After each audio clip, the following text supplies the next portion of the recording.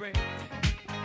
There's a party going on right here, a celebration to last throughout the years. So bring your good times and your laughter too. We gon' celebrate your party with you. Come on now. Celebration. Let's all celebrate and have a good time.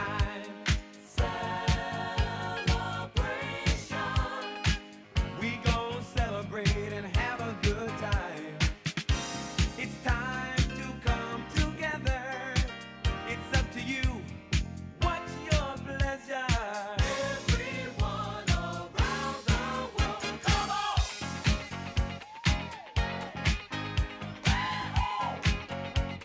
It's a celebration.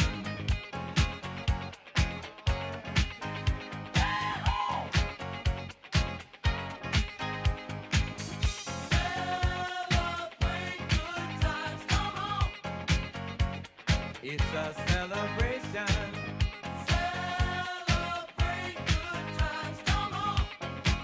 Let's celebrate. There's a party going on right here, a dedication to last throughout the years. So bring your good times and your laughter too. Hello, everyone. My name is Dr. Ebony Conley, Executive Director of Future Builders, Inc. I would like to thank each of you for either attending or watching our 17th Annual Arkansas HIV Tobacco Prevention and Awareness Symposium. This year's theme, HIV and Tobacco, Impact and Solutions, represents our approach to HIV and tobacco in our communities.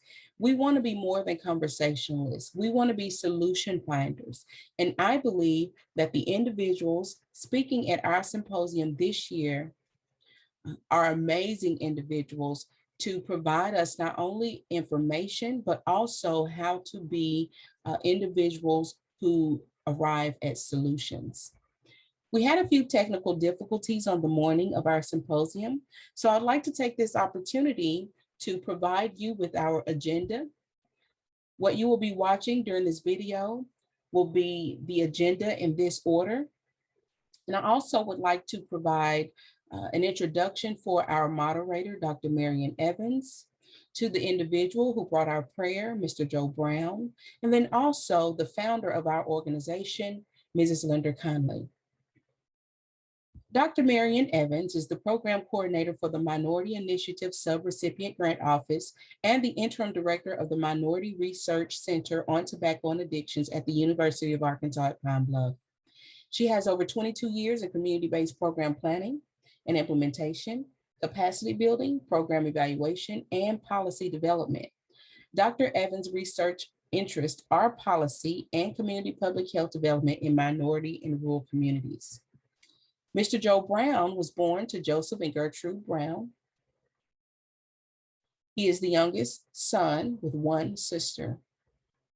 He is a lifetime member of Holy Temple and an ordained clergyman. He is the program director for the HTC Cares campaign, and he is also the 2021 recipient of the Dr. George Blevins Award for Outstanding Service. Mrs. Linda Conley is the founder of Future Builders, and she served as the executive director for 30 years. She's also the individual that started the annual Arkansas HIV Tobacco Prevention and Awareness Symposium, and this year marks the 17th year of this educational event. Mrs. Conley was instrumental in writing, designing, and implementing the National AmeriCorps Demonstration Model, an intergenerational service concept involving 3 states in the lower Delta areas, Arkansas, Louisiana, and Mississippi. This demonstration model is now a nationwide program known to many as AmeriCorps. And the first voice that you will hear after this last introduction is our first speaker who's going to be discussing tobacco and mental health. Her name is Dr. Brandy Nicole Brooks. She's a clinical social worker with 17 years of experience in providing trauma-informed crisis intervention, service coordination, and therapeutic support to various populations. She is also she has utilized her skills garnered from the practice of social work to educate, empower, and develop professionals and students with a specific focus on diversity, equity, and inclusion, trauma-informed care, addressing secondary traumatic stress, and leadership development and support. She has a book called Black Single Mothers and the Child Welfare System, a guide for social workers on addressing oppression.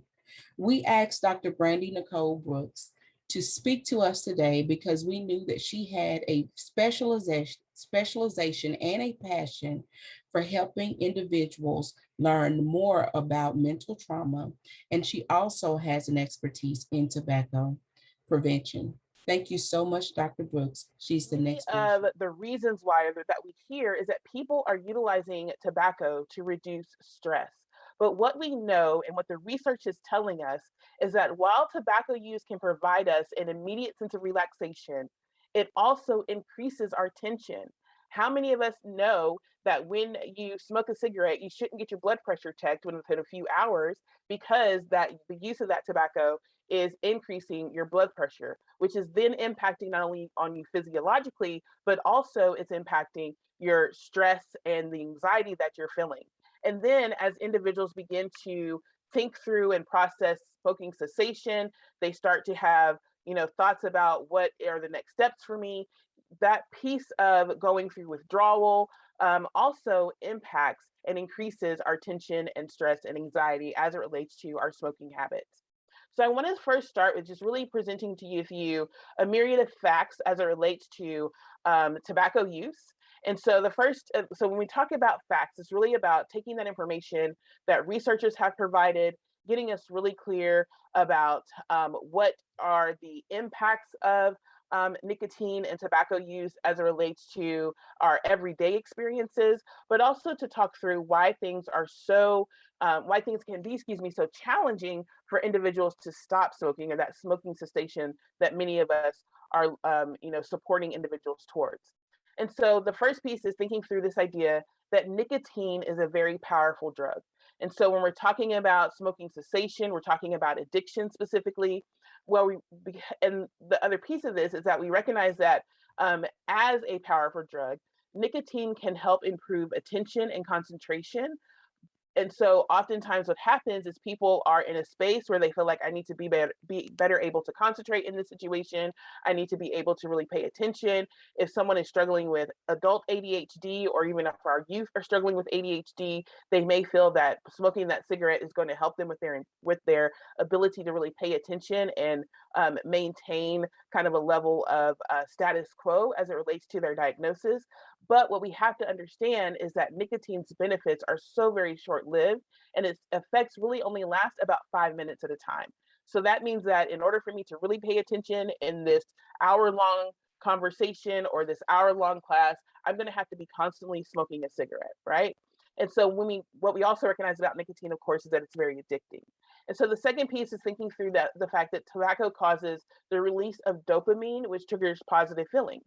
And so what we know to be true about individuals who have been diagnosed with depression, specifically looking at the DSM-5 diagnoses, is that oftentimes what's happening is they have low levels of this chemical of dopamine in their brain. So they may then use the tobacco to continue to experience pleasure.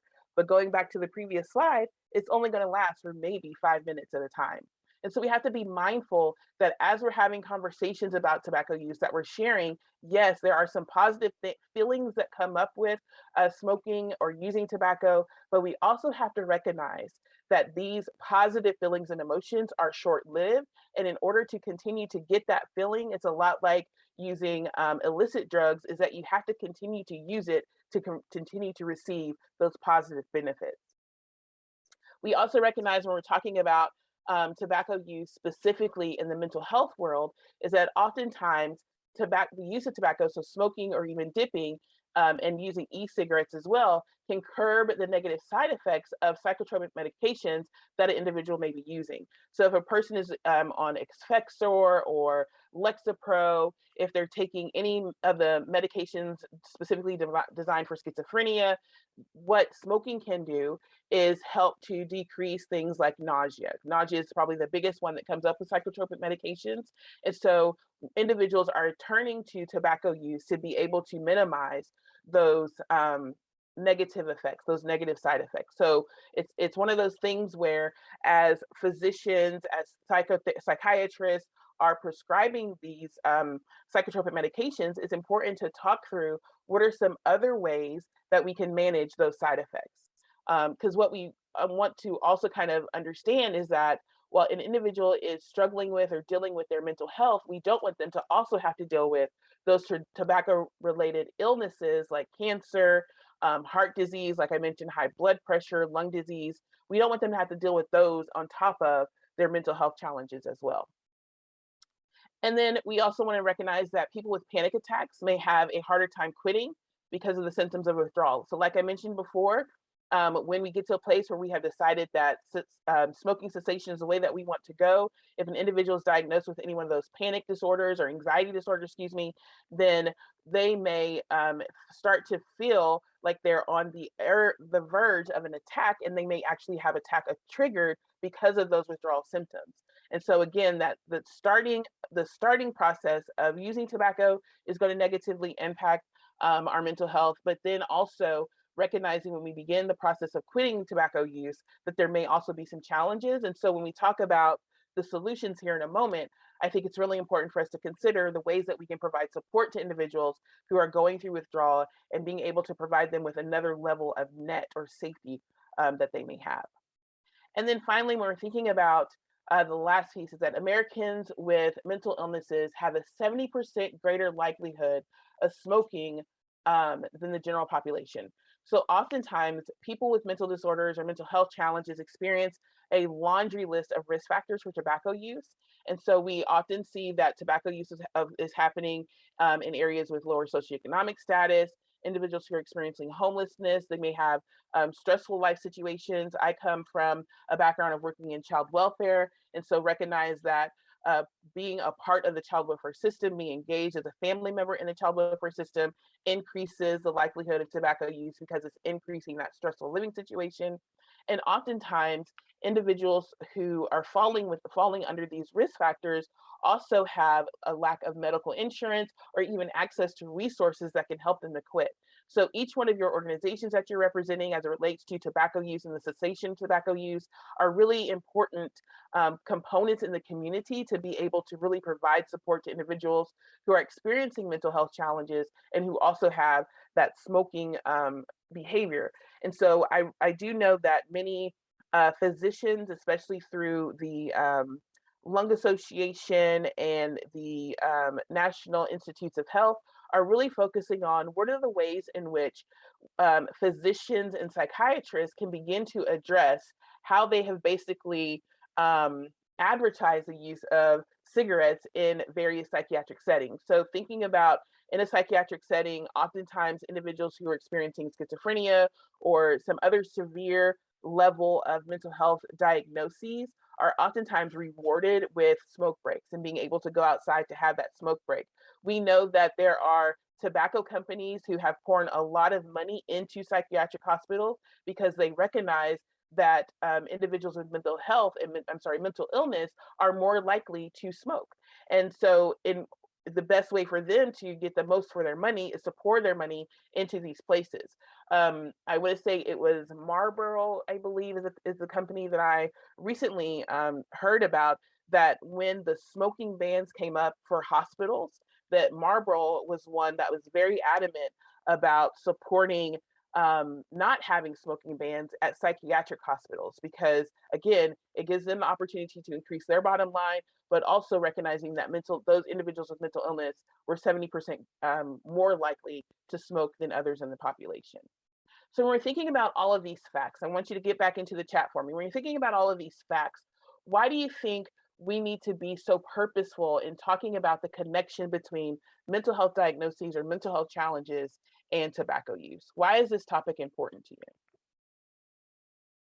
Let me give a few moments here to get into that.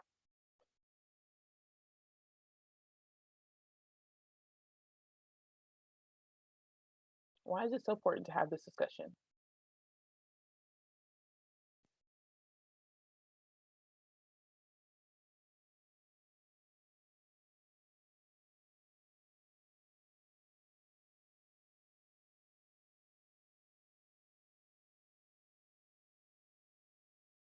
Okay, I see that it's a real issue that needs strategies to address it. Thank you so much. That's a good point. What else? I also want to share I'm a therapist. So I'm really okay with silence. Silence is a powerful tool.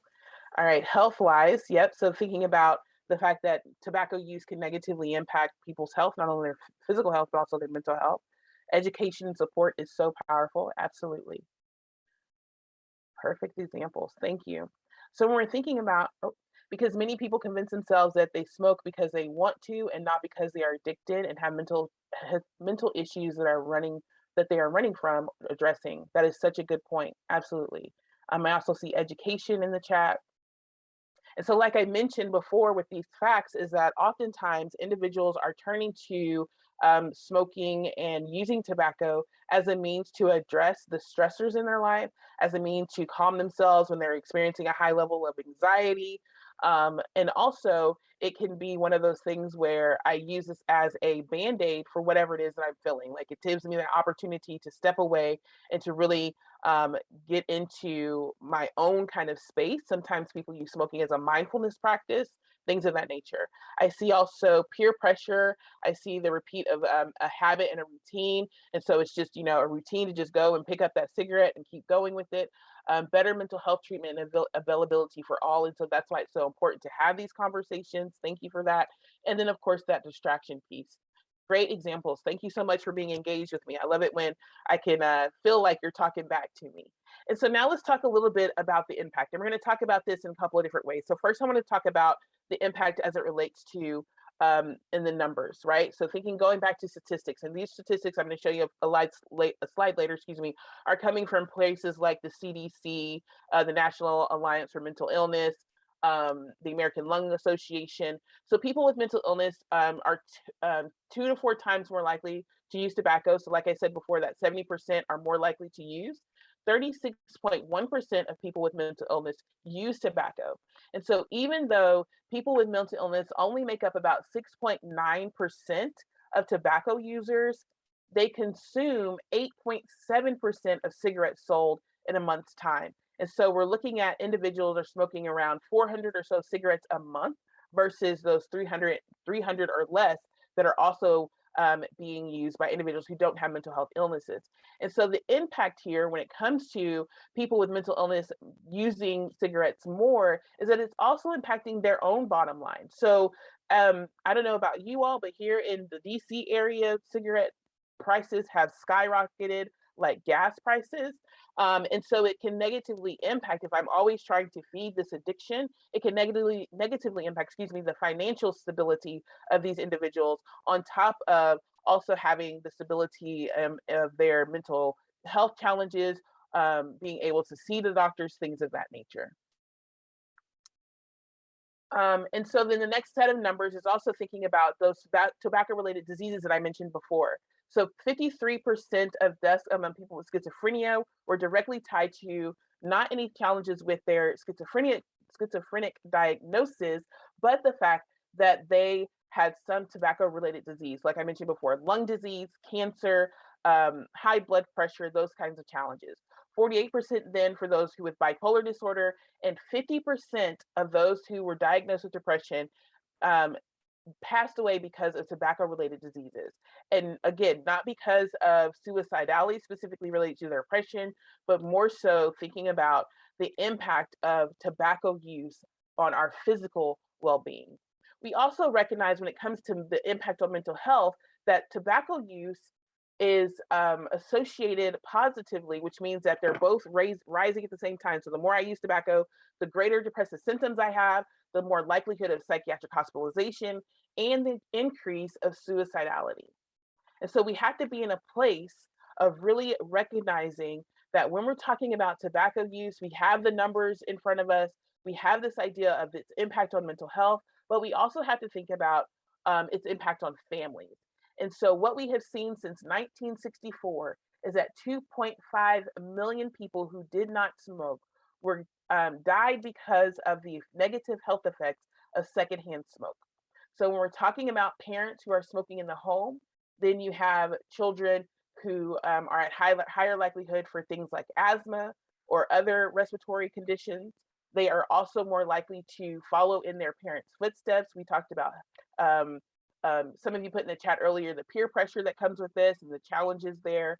But it's also important to recognize that when parents are smoking when the child with babies around, then babies are more likely to have ear infections, pneumonia, and bronchitis in the first few years of their lives.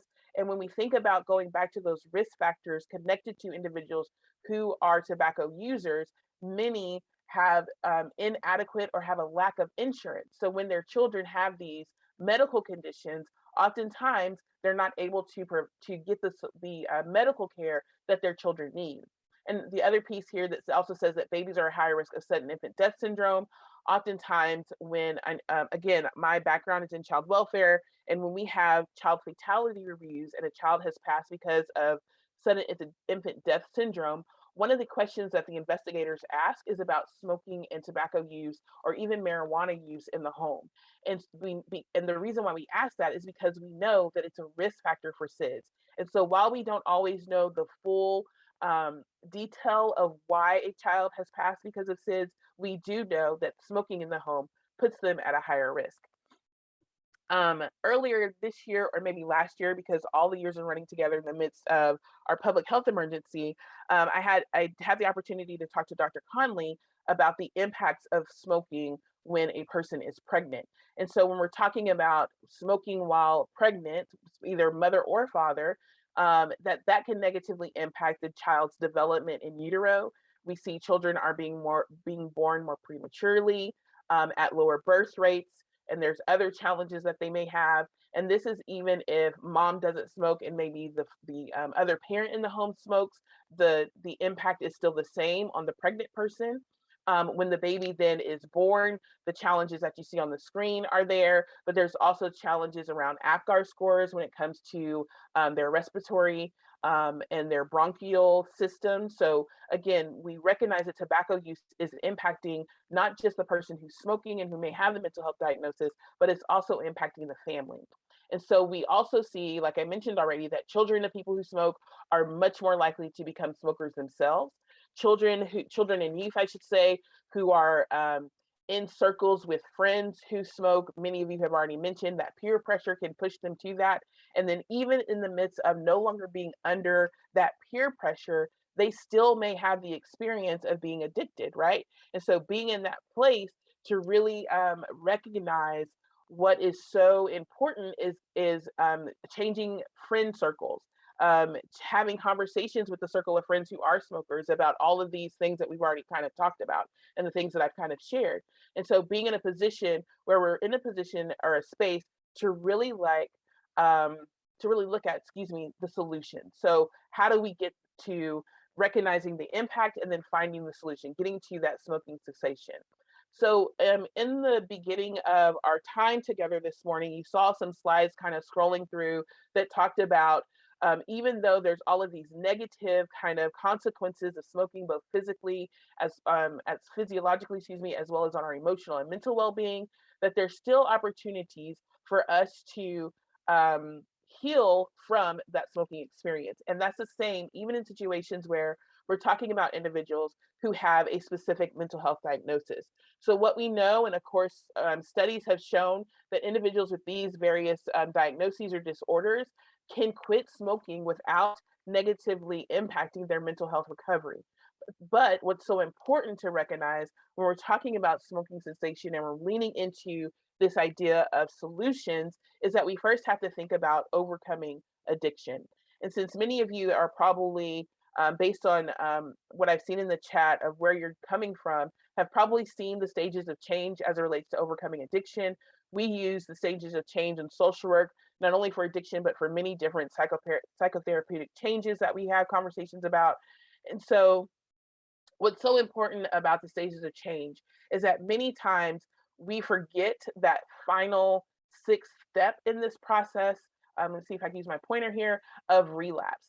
And so when we are working with or supporting individuals, or we ourselves are someone who wants to quit using tobacco, because now we've heard all of these numbers, we've heard about the impact on ourselves and those around us, we begin to step into this preparation or this thought process of wanting to change. Pre-contemplation is where I'm in a place where I really don't want to make a change yet. I don't see a problem. Contemplation is now I'm kind of weighing the pros and the cons. I'm seeing the impact on my mental health of my tobacco use. I'm seeing that it's not a long-term fix, but a very much a quick fix. And so then I begin to reach out for information and support. I begin to prepare myself to make this change. And then I set a date. This is the date I'm going to quit smoking, and this is how I'm going to get there. That's that action plan. And when we are successful in quitting, we get to a place of maintenance. But oftentimes, and oftentimes you'll see like this arrow shows, is that maintenance takes us from being a smoker to being an ex-smoker or a non-smoker, or someone who has a history of smoking. When you think about all of the different ways that doctors and therapists ask us about our smoking history. And so that can take us out of this cycle of change. But it's so important for us to remember when we're supporting people or we ourselves are trying to overcome our addiction, that relapse is a part of the process. And relapse doesn't mean that I now have to start over at pre-contemplation because I don't see a problem.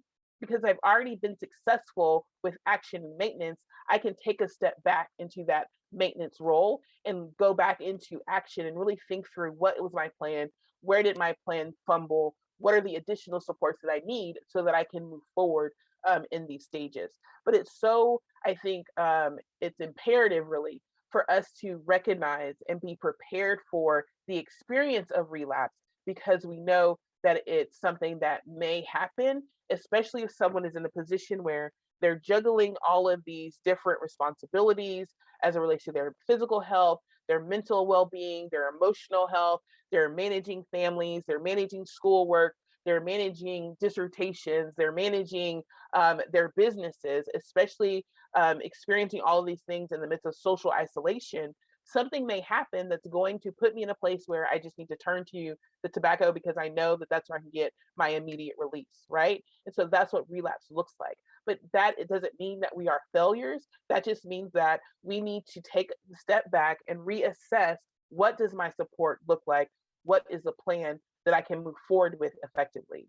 And so for individuals who are choosing to quit, I think the biggest piece, and many of us know this, you come from backgrounds where you talk about smoking cessation on a regular basis, is first focusing on your motivators. So it's taking an opportunity to sit down and writing in a journal, writing in a notebook, writing down somewhere, putting it in a note in your phone, really thinking through what motivates me to want to quit.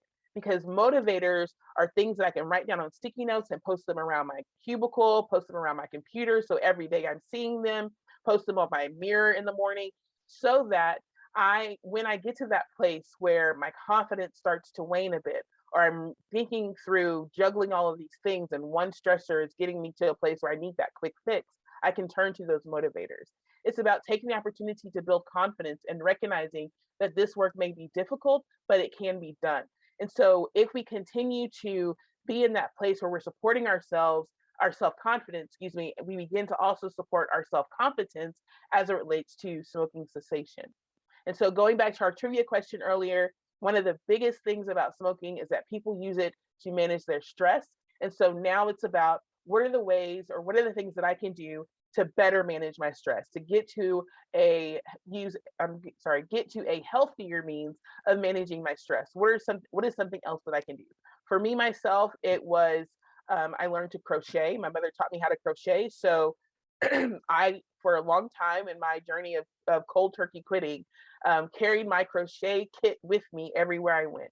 I was living in Washington, D.C. at the time, so spent a lot of time on the metro or the subway station coming back and forth from work. So I'm crocheting there. If something was stressful at work, my 15-minute break, I'm crocheting. So finding ways to manage stress, finding ways to kind of get that extra energy out that you would typically turn to tobacco use for. And then finally, it's so important to ask for what you need. So we may not know in the beginning of our change cycle what it is that we need, but as we're getting to a place of developing that action plan, as we're getting up to a place of maintenance, we have to be so careful and so aware of what it is that we need, and then find the vulnerability to ask for it. And so the other piece of this, and what's so very important, and also thinking through the smoking cessation process, is that treating the underlying mental health condition while trying to quit is what's going to help build success for smoking cessation. Because if I try to quit and I'm also not addressing my mental health challenges, then again, I'm going back to putting myself in the position where I'm juggling one extra thing that I don't necessarily need to juggle because there is support available for us. And what studies have shown, and specifically the CDC really has a great document that really focuses on this, is that counseling plus smoking cessation medications are what's going to help people to be most successful in smoking cessation. Excuse me. And so what we recognize with these medications is that they're safe. They've gone through a lot of studies. And so a lot like psychotropic medications, we have to be aware of the benefits of these medications and how they can help us to get to a healthier place and get to a healing place or a place of being healed, along with that talk therapy, along with seeing a professional to really talk through the plan of action, to talk through those stressors and that anxiety as well.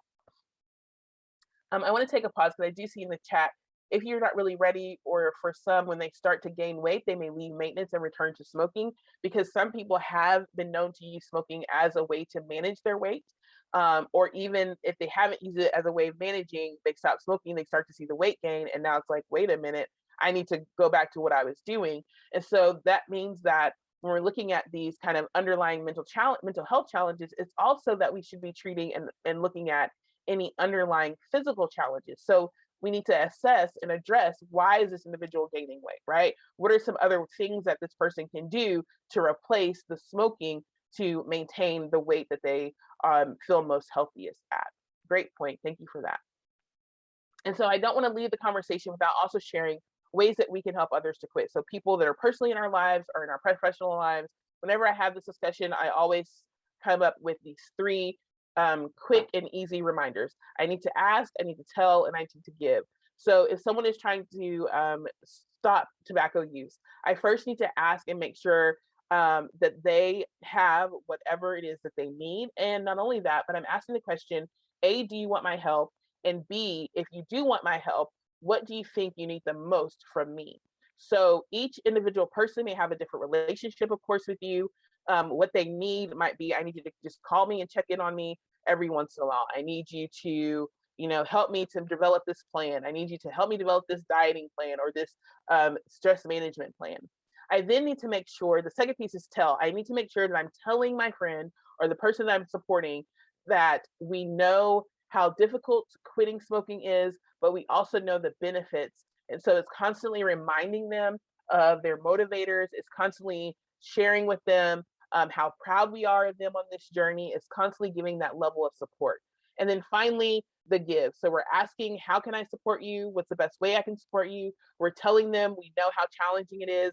We're telling them that we're aware that relapse is a part of the process so that they're not beating themselves up when that happens.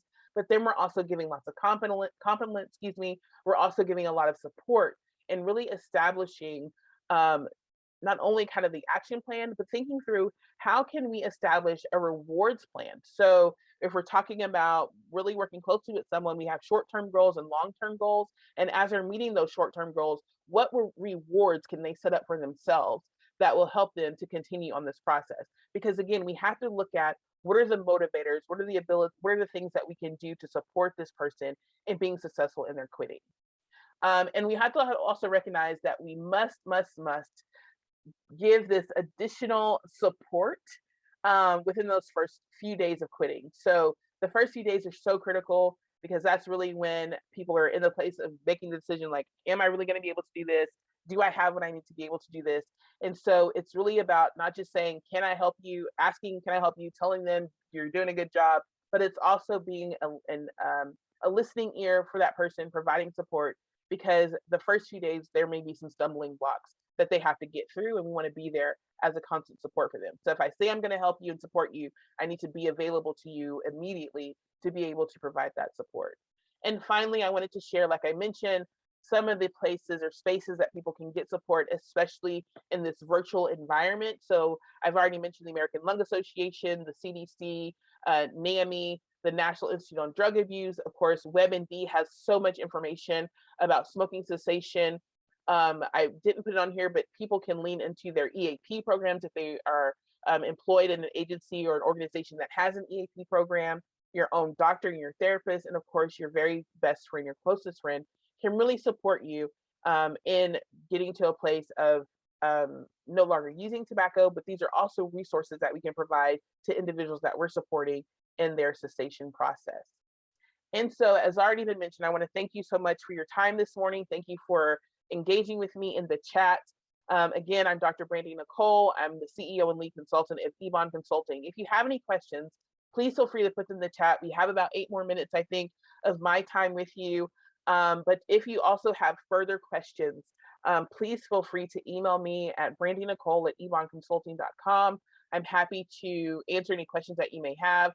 My niche is really in working with pregnant and parenting families, specifically around perinatal mood and anxiety disorders, so providing them that support. And unfortunately, I have been double and triple booked today, so I'm not going to be able to be here for the full symposium, but I will be kind of in and out throughout the morning. So if you do have questions for me, just please feel free to put them in the chat, and I'll make sure to check in with you.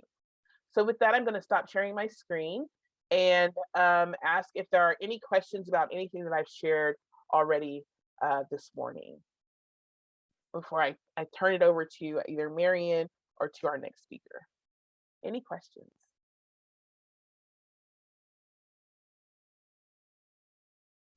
Dr. Brooks, we do have one question in the Q&A. It says, is this the same for pregnant women and marijuana? Not sure what was meant, but Yeah. So earlier I mentioned some of the impacts of smoking on pregnant and parenting individuals, and how smoking for the pregnant person can negatively impact the baby.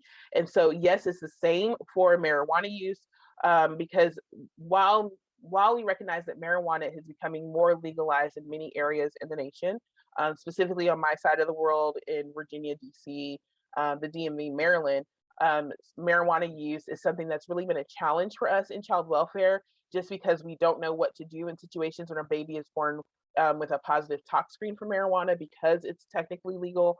But we also see that children who are born with marijuana in their system tend to have lower birth rates. They tend to have a lower APGAR score.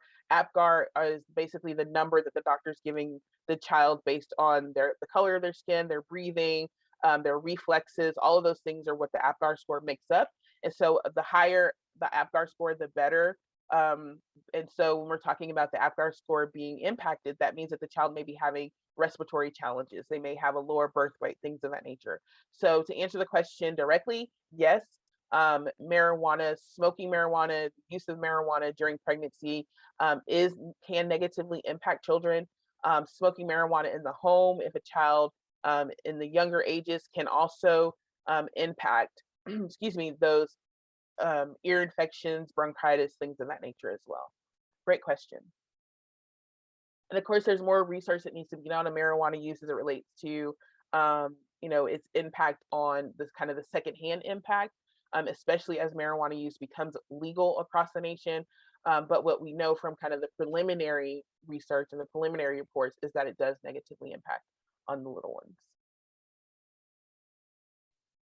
all right, thank you. I do not see any questions in the Q&A box or in the chat. I'm just going to give maybe 30 seconds to see if anyone has any additional questions.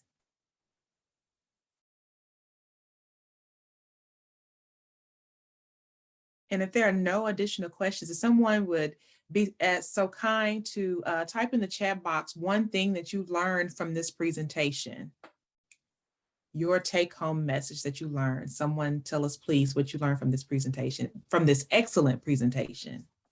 Thank you. Thank you all for the chat, the shout outs and the kudos. I see you. I appreciate it.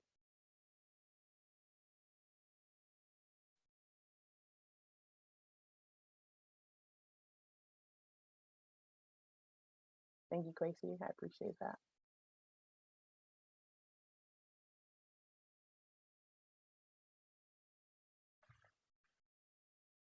Yeah, the stages of change are so important to remember. Helping others to quit, ask, tell, and give. Yep.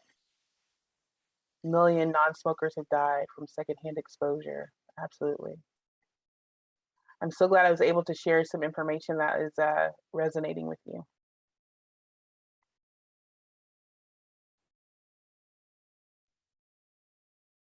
Dr. Brooks, we do have another question that came up in the Q&A. Do you think more information should be shared about third-hand smoke and its effect on children and infants and people with respiratory issues such as asthma?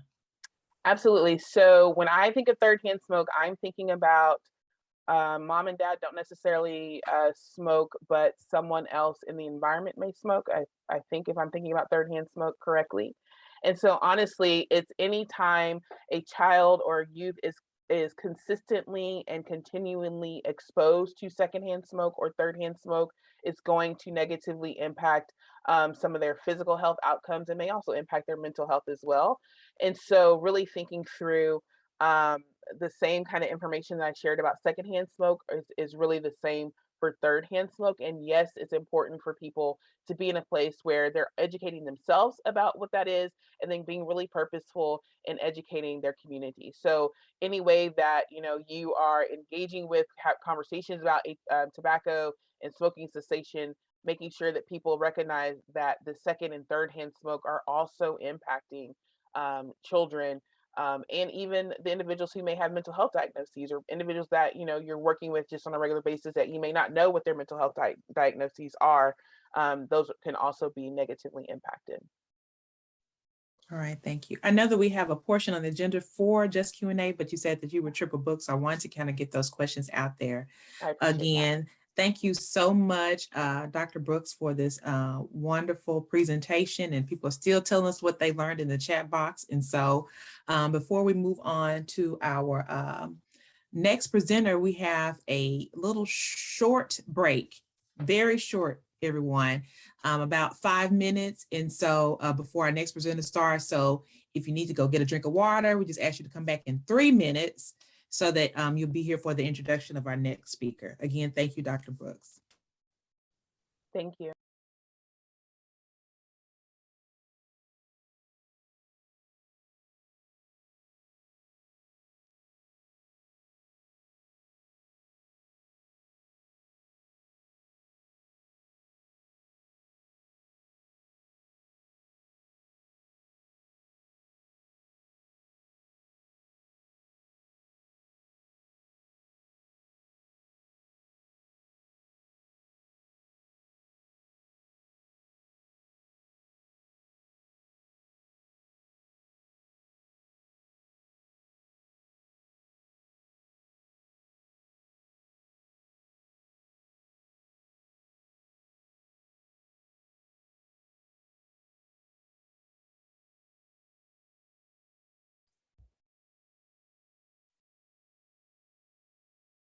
Hi, everyone. This is Dr. Conley. During this short break, I wanted to take the time to let you guys know that we are going to be giving away door prizes during this event. I wanted to go ahead and give the first door prize. These door prizes are from one of our partners, the Ambassador for Christ organization in Pine Bluff. And our first winner is going to be Tonda Wright. She was the first individual, yay! She was the first individual to register for our event. And so she will receive a $25 gift card to Nike. Thank you so much for Ambassador for Christ for giving us that gift card for our guests. And thank you, Tonda Wright, for always supporting us and for being the first one to register for our event today. Thank you.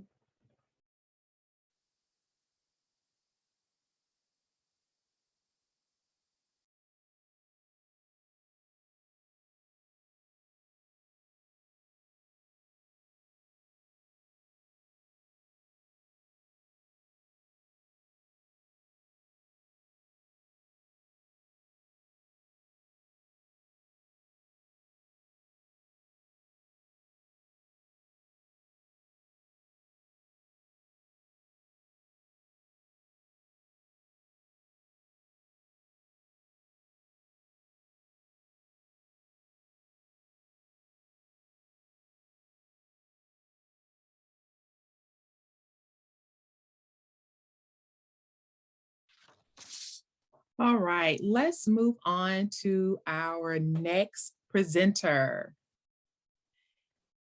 And before we move on, let me remind you that if you would have any questions, so please put them in the Q&A. We do have a section of our agenda where we will have Q&A and our evaluation. So we hope that you will stick around all the way to the end. So our next presenter is Catherine Donald. And Catherine Donald has served as the Executive Director for the Coalition for Tobacco-Free Arkansas for more than 19 years. She has been instrumental in assisting in the passage of several statewide and local tobacco control laws and numerous voluntary policies that help protect the public from exposure to secondhand smoke in places where they live, work, learn, worship, and play. Ladies and gentlemen, Ms. Catherine Donald. Thank you, Dr. Evans. Good morning, everyone. And before I start, I just need to say to Dr. Brooks, if he's still on the line, what a wonderful presentation. And it was a great segue into my presentation. She spoke from the clinical side of mental health issues. And as I was listening, there were so many things and facts that she brought up about secondhand smoke exposure and the number of people who died, non-smokers, babies dying from SIDS, the importance of smoke-free homes, and all of those things. And I thought, wow, great segue, because when I think of those things, I know they happen inside of community. And it is bringing full circle how tobacco impact community. And that's what I am going to talk to you about this morning. And I'm going to go ahead and bring up my PowerPoint slide here.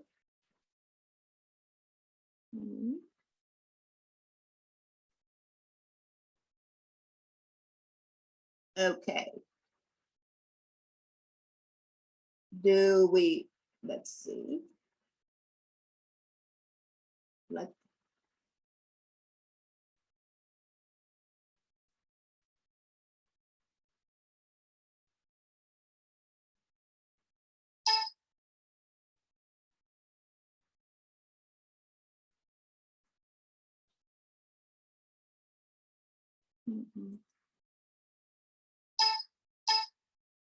Let's see. I am here going back. I need to share my screen here. Yep. Okay.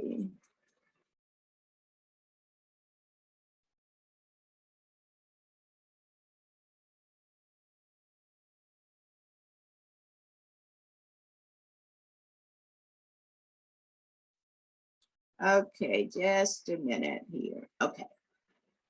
Let's try this again.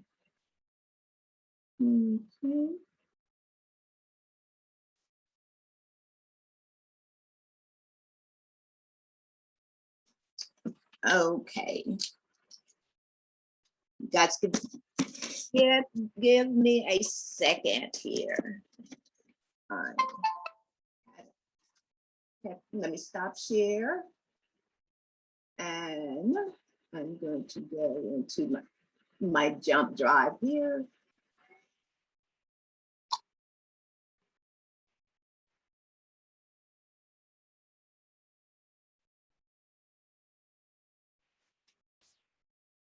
I had it all downloaded at the bottom of my screen, and I'm trying to think of what in the world is going on. But thank God for a backup. So let's see how this is going to go for us.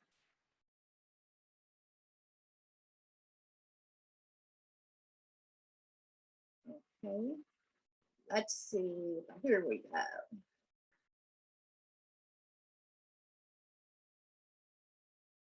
Okay, taking the scenic route here.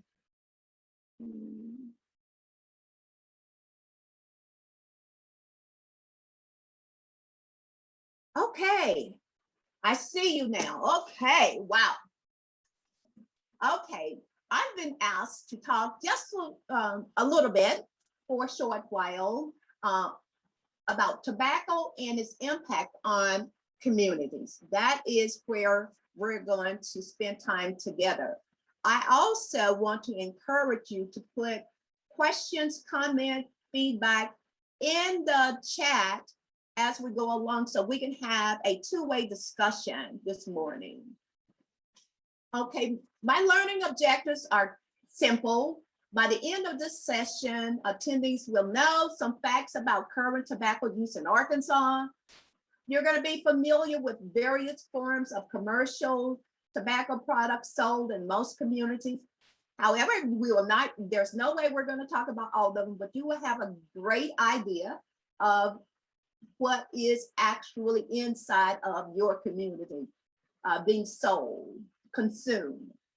You will also recognize how the tobacco industry target communities, and we will have obtained information on how to protect your community through comprehensive policies.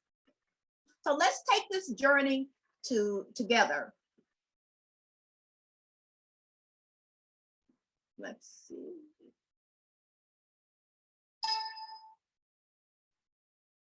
Okay. A little bit about our facts here. Let's see. Tobacco use, adult use in Arkansas is way above the national average. The tobacco, oh, wow. Okay. Excuse me, you guys. Let's see here. The national average is 14%, and tobacco for adult usage in Arkansas is much higher than that. Give me a thumbs up, Dr. Evans, if you can see all of my slides, because on my screen, part of the information is hidden. Dr. Evans. Yes, I'm not sure what it's, I can see everything. There's a column that says tobacco use in Arkansas. This is us. Yeah. Okay. Okay, for some reason, my screen, the first fact is hidden. Is there any way you can read that adults in Arkansas who smoke? Yes, adults in Arkansas who smoke 20.2%. The national rate is 14.0%. 14%. Thank you. That is totally hidden on my screen. Why? Okay. I know. Okay. So that's one of the facts. When we think about tobacco usage in Arkansas, and this is just for adults, we think that we're doing pretty good. And from 18, 19 years ago, when I first came into the field, then indeed we are doing pretty good. But when we compare ourselves to the national average, 14%, you can see that we're not faring so well here in the state of Arkansas when it comes to adult tobacco usage. And I included this particular fact because here again, we're talking about tobacco use or the impact of tobacco on communities. And we know that each individual help make up some community, some town, some township in the state of Arkansas. So probably about 1 in 5 individuals in that community will likely be a tobacco user. And here again, this is something because most communities, I know we have consolidated school districts in Arkansas, but in most towns, we still have our schools. And here's a fact that brings home how we are faring in our community, the impact of tobacco in our community. High school students who smoke, 9.7% of Arkansas high school students smoke, almost 10%. The national average is 4.6%. Here again, I want you to keep in mind, we're talking about the impact of tobacco on communities. I also want you to keep in fact, and let us glaze over the fact that it is against the law for minors to have tobacco products, to use tobacco products. But yet almost 10% of Arkansas students, high school students, are tobacco users, or at least a smoker.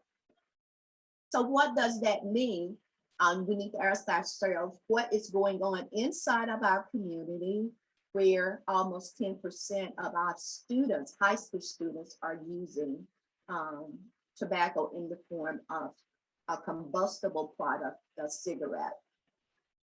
We also know adults who die each year in the state of Arkansas from their own smoking is about 5,800 people. When I think about that and the impact on communities, that is likely 58 families impacted. That's 5,800 families impacted. That's 5,800 homes. That's 5,800 friends, next door neighbors. That's 5,800 people who were likely contributing in some way to that community. So tobacco impact on communities, great law in death. And this is death, not even talking about the morbidity of tobacco. This is the death right here in the state of Arkansas, 5,800 people. Also, the impact of community tobacco on communities. This next fact resonates with me when I think about the impact, the adverse impact of tobacco on communities. Because in the state of Arkansas, we spend $293.1 million annually treating smoking related causes. Here again in Arkansas, if you've been around Arkansas for 15 minutes, you know that this year we have a budget surplus and people are happy, and we know reasons behind that because of COVID spending and the funds and that came in to support families the last 18 months. But in our budget, we do have a surplus. But we also know inside of our states and inside of our communities, we have many, many needs, be it better schools, roads, you have it, the infrastructure, our bridges and everything. We need funding. But yet in the state of Arkansas, we're spending upward, again, of $293.1 million treating something that is preventable. I failed to mention starting out that we all know that, or most of us know that smoking or tobacco usage is the leading cause of preventable death in the United States of America. That's something that's preventable. And when I think about the thought of us spending $293.1 million annually in the state of Arkansas on something that is preventable, then I have to ask myself what is going on.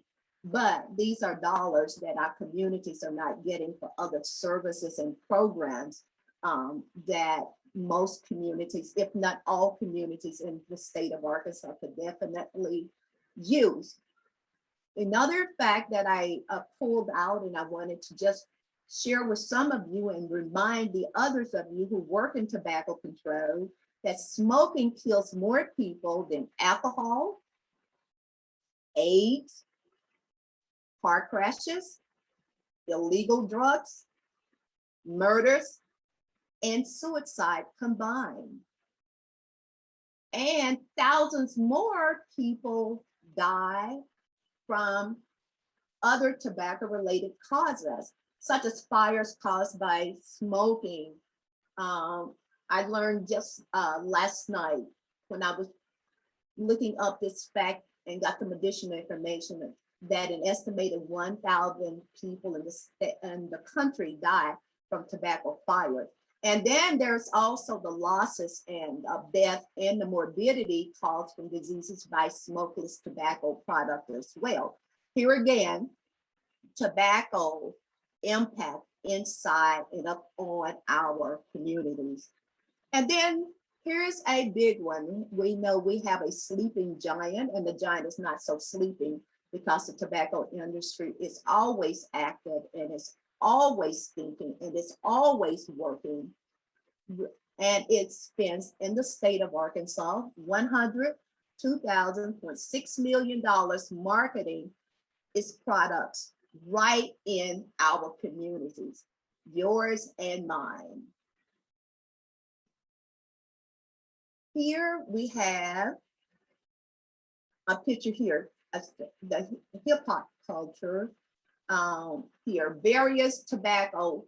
Following the slides, we're going to talk about some of the various tobacco products that will be found inside many of our communities. Not all of them, but many of them.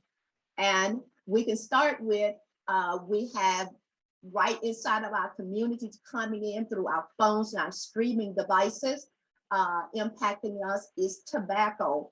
And movies coming to a screen near you. It's right under our noses. And this is just an image that I wanted to share to bring that particular point home, because sometimes we think about what's impacting our community is things that are tangible, we can feel and touch in that physical space, but our community also being infiltrated with information and influences that's coming elsewhere, and oftentimes through our media. The first product that you will see in your community, everybody's seen them, unless you're living in a cave.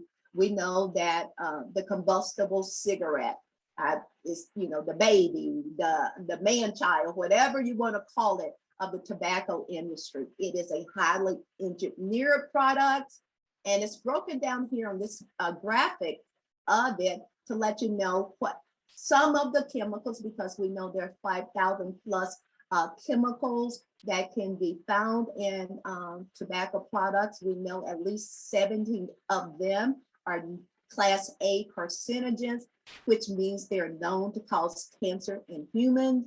But you see the various parts of the cigarettes, from the filter to the tip, the paper, and some of the deadly chemicals inside of that product.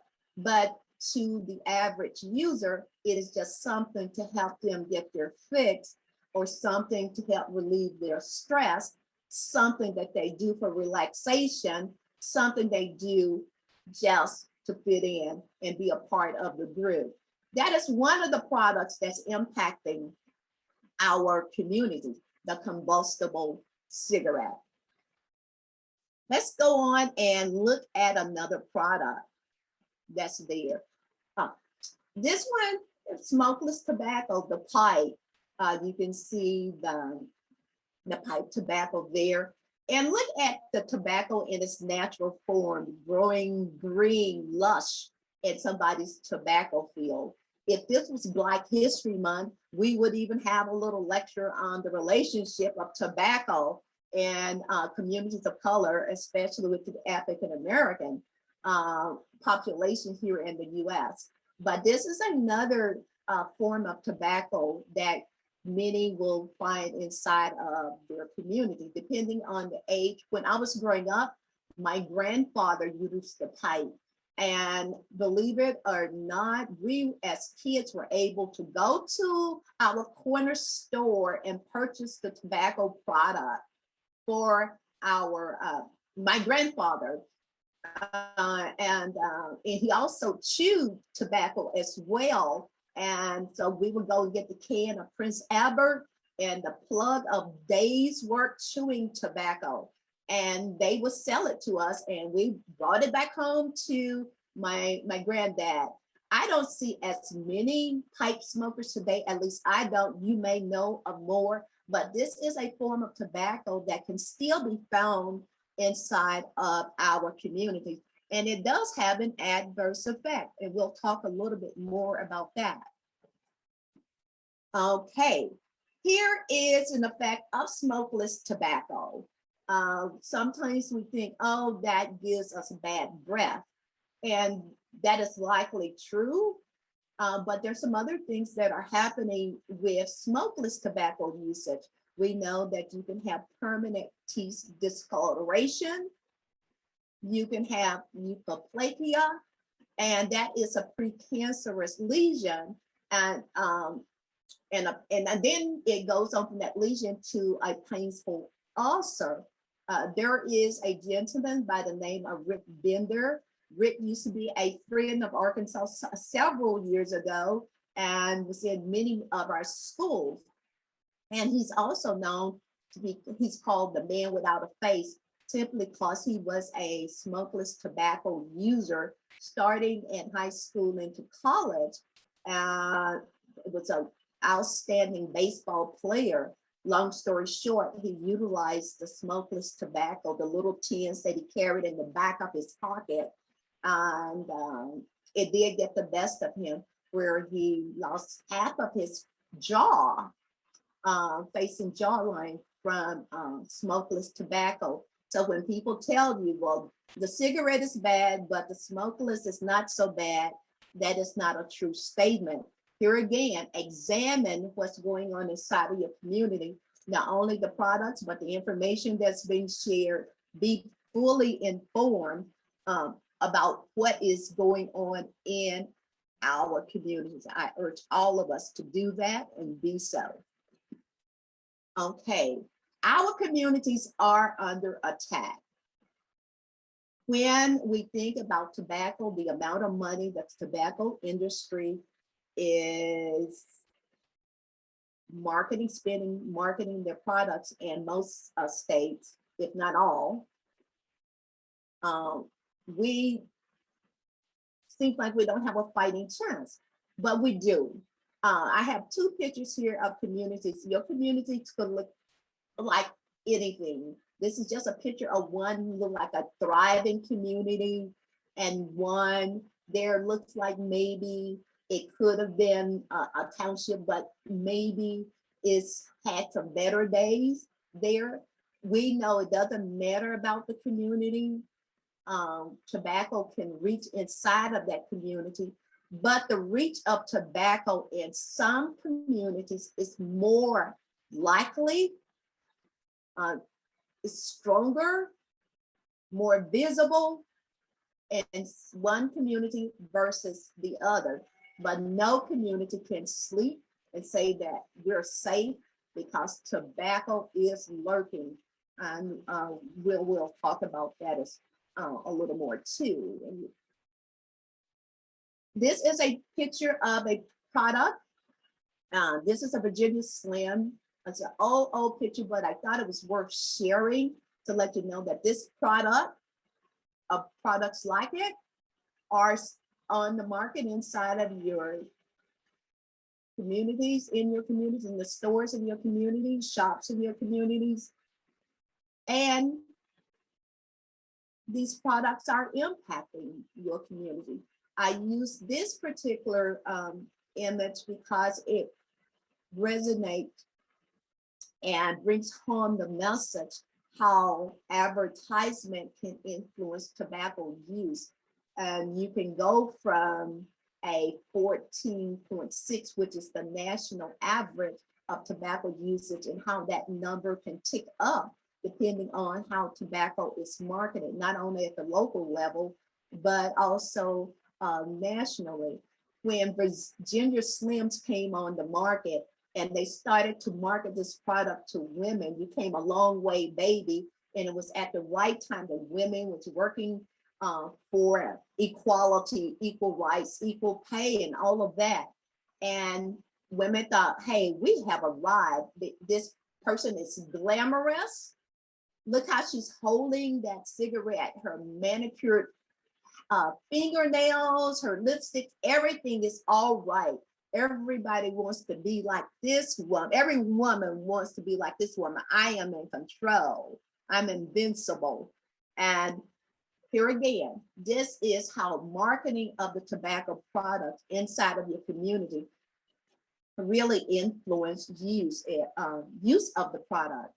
So when you go into your corner market and it's plastered with tobacco ads, I encourage you not to think that those ads and that plastering of stuff all over the place is harmless. It does have influence. They would not be spending millions of dollars on advertisement if they were not, they being the tobacco industry, if it was not getting a return on its investment. Here again is another product that is found inside of your community. This is what we call the snuff. And it also has some of, not all, but some of the chemicals that you can find inside of snuff. So they will tell you, oh, use the snuff, use the smokeless. It's not as harmful as a combustible commercial cigarette, but who wants to use cadmium and polonium and so forth, uranium, formaldehyde? Some of those things are familiar from the cigarettes, and you can see that nicotine is there. All of the chemicals, nicotine keeps you addicted to the product. And I like to say then all of the other chemicals can help take you out from the product. But here again, in your community, in most communities, you're gonna find products like that, so similar to this in the neighborhood, and it does adversely impact what happens in your neighborhood. Here again is another product that can be found in communities. This one is a heat not burn product, and it was created to circumvent secondhand smoke policies, because their argument, this is not smoking, this is not heat, this is not burning, it's not combustible, it is has a heating element, so we're not burning tobacco. But here again, look at that, it looks just like a combustible cigarette. And we know that if you can keep people using the nicotine, and nicotine is in this product, by the way, which is the addictive substance, we know that, and it emulates and stimulates and it mirrors and mimics smoking, because that's what you're doing. So here again, created to get around some of the work that we have done to gain smoke-free policies. And here's a product that comes in to throw a monkey wrench into wins or gains and that type of thing. It has not been used as much as the combustible, but it is a product that's available and exists, and probably in some of your community. Maybe not this brand, but the product, this kind of product itself. Here again, another kind of products that you see. We know that at the top, we said traditional cigars, and today we're calling a lot of these the premium cigars. And this is growing by leaps and bounds. You probably have even seen tobacco or cigar lounges popping up in your space, in your community, impacting your communities. Some of the middle class, upwardly mobile people, especially in the African American communities, are really going for the premium cigars these days. It's like kind of like the Virginia Slim. You come a long way, baby, and with the premium cigars and marketing and the utilization by African Americans, all people, but especially African Americans and African American men. And many of them that I know have never used a tobacco products in their life, but they love going to the lounges. They love the feel, they love the smell, all of that. But I was in a workshop by A&R a couple of weeks ago, and the title of that workshop was Smoke is Smoke. So it doesn't matter. They sitting there in a lounge, 50, 60, 70 men, depending on the size of the lounge, smoking, and they would tell you, well, we are not inhaling, but they are inhaling because you're inhaling all of the smoke that's in the environment. So here again, this is a product that's in our community, and it is impacting our community. It is a sleeper, and a lot of people think it's just fun. It feels good, and my evening out with the boys or the girls. And then we have the cigarillos, and you have the filtered cigars. Here's a story about the filtered cigars. Back in 2009, when the Family Tobacco Act was signed into law, like in June of 2009, I believe. And we know that cigarettes, flavored tobacco products, combustible products were proven and deemed illegal. You couldn't have a flavored cigarette any longer. Well, the tobacco industry came up with a great way to keep this product, but now they just call it a small filtered cigar because it's wrapped in cigar paper, but it's very much is a combustible cigarette. But they were able to circumvent the law to keep this product on the market. Here again, how tobacco impacts our community. And you can see all of these other brands. Now, you don't see tobacco being sold in vending machines anymore in the state of Arkansas. That is against the law. If you see it, it is against the law to have a vending machine selling tobacco in the state of Arkansas. And then the other tobacco product, two more that we're going to talk about before we move on, that you will see in your community, and it does impact your community, is the vape. And I put in parentheses Juuls because that is the one that is most prevalent, but there are other products out there. And also the hookah. In some communities, hookah are very prevalent, and some it may be a sleeper or non-existent, but I thought that you would need to know what it is and what it looks like, a hookah pipe, because it is a nicotine delivery system. I want you to look at the Juuls. Many adults who are not familiar with Juuls think that this is actually a jump drive, but it is something that our kids are using in schools, anywhere, disguising the use. You don't smell it, you don't know unless you are very familiar with this product. So Juuls have taken a bite out of our work when it comes to decreasing tobacco usage among our young people. And here again, products that you will see inside of your community. Tobacco, yet again, impacting our communities. Tobacco advertisement is something else that impact our community. I shared on an earlier slide how much money the tobacco industry actually spends inside of the state of Arkansas marketing their tobacco products. Here is a corner store. The angle of that store, those ads in the window, tobacco ads, but all around them, the things that people think that go with tobacco, you can see the various types of libations in terms of beer here at the One Stop Corner Market.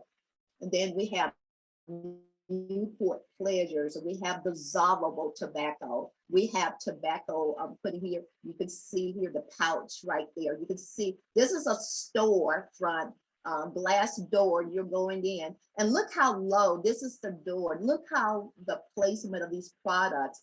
I am 5'9", so I'm pretty tall. And, I would have to get on my knees to read these signage. And you must ask yourself, when you see signage placed in a certain way, in a certain position, why is that? Always ask the why. Tobacco advertisement where you live, why? Why is the placement like this? Why? Why is it not behind the counter? Why?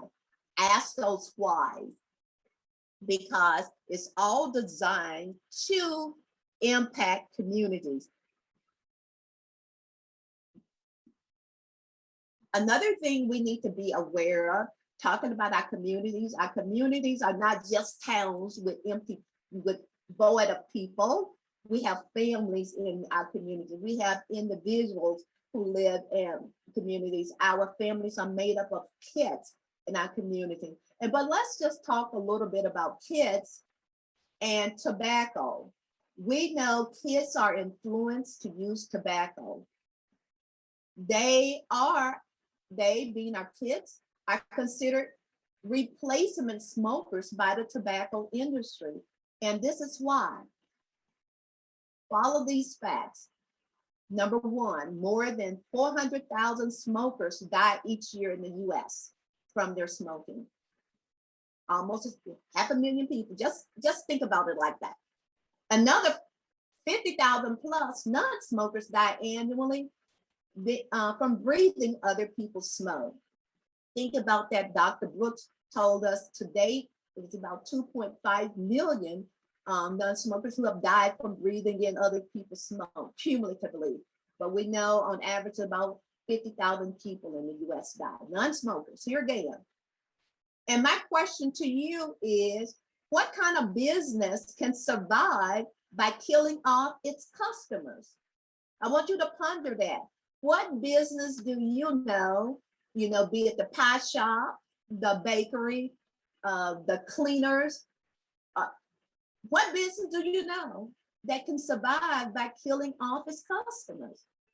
First off, if you were killing off somebody, law enforcement would probably be at your door knocking, like, wanting to know more about what's going on with you.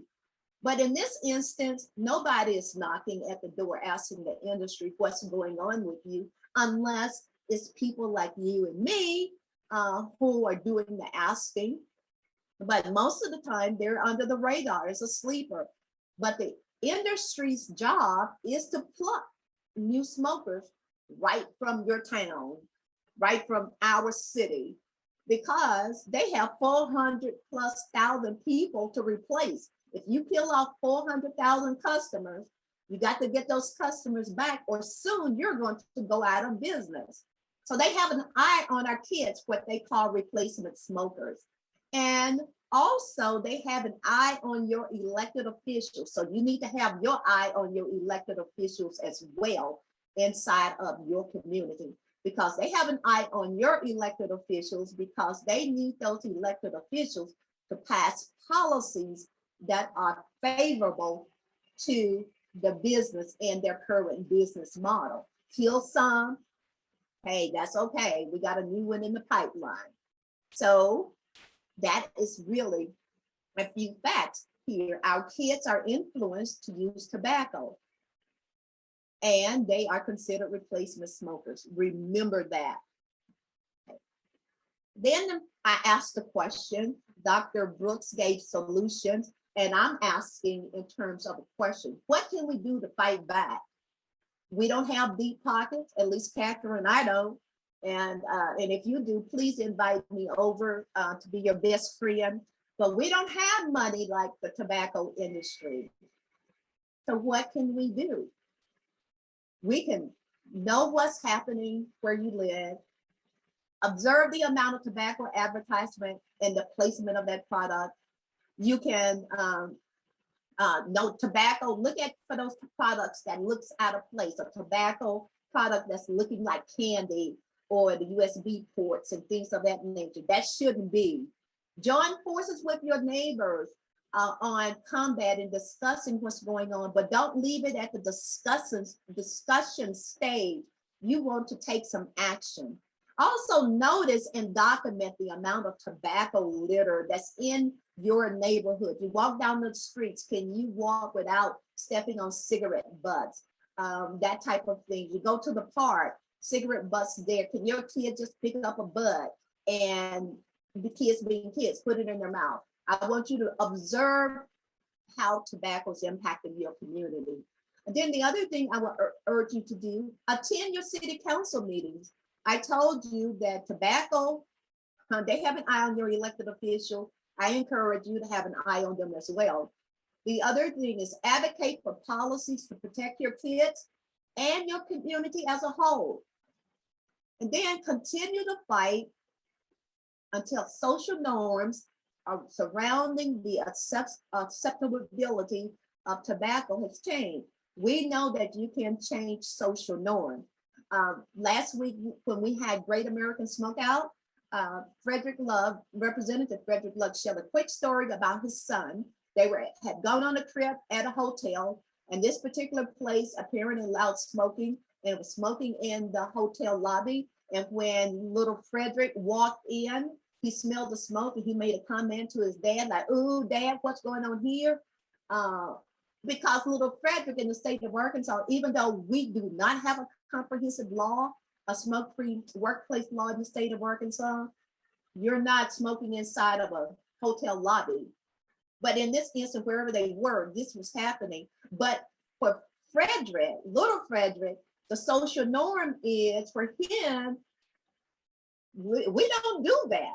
So you can change the social norm, how tobacco is accepted, how it is viewed in your community. So I encourage you to work towards changing social norms where tobacco is no longer an acceptable behavior. And we are good and friendly people. We are not the tobacco Nazis. We are public health advocates, and we approach our work in such a way where we make it a win-win for tobacco users and for those on the side of trying to gain sound policies. So with that, I leave you with this. Be the change you want, and together we can stamp out tobacco use. You are in the tobacco-free zone. Thank you very much. Thank you so much, Ms. Donald. Thank you so much for that very, very informative presentation. We had several comments in the chat, and if everyone would allow me to take a point of personal privilege and move right into our Q&A, because there were several questions I tried to jot down throughout your presentation. One was, can you explain dissolvable tobacco? Yes, dissolvable tobacco comes in many forms. Many of them are little pouches, like a little tea bag. You know, if you can visualize what the tea bag, and you put it in your either under your gums, teeth, or in your pocket in your cheek.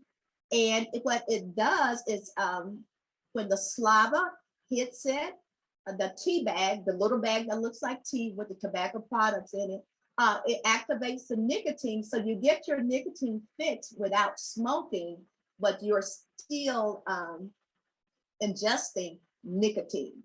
But that's what most of them look like, the dissolvables. So you don't get, it's not any smoke with it. It's not any vapor with it. It is a smokeless tobacco. Okay. All right, thank you. We have a question in the Q&A. The percentages that you talked about earlier as far as the tobacco use rates, or was that smoking rates? Because the person wants to know if they included dip or vape tobacco products in Arkansas. Yeah. That is that's the smoking rate that we read, that you actually have to read for me because I couldn't see the slide. But yes, that is smoke. I think that's a great question because I was talking about tobacco overall, and I ended up talking a lot about smoking because combustibles kind of consume us.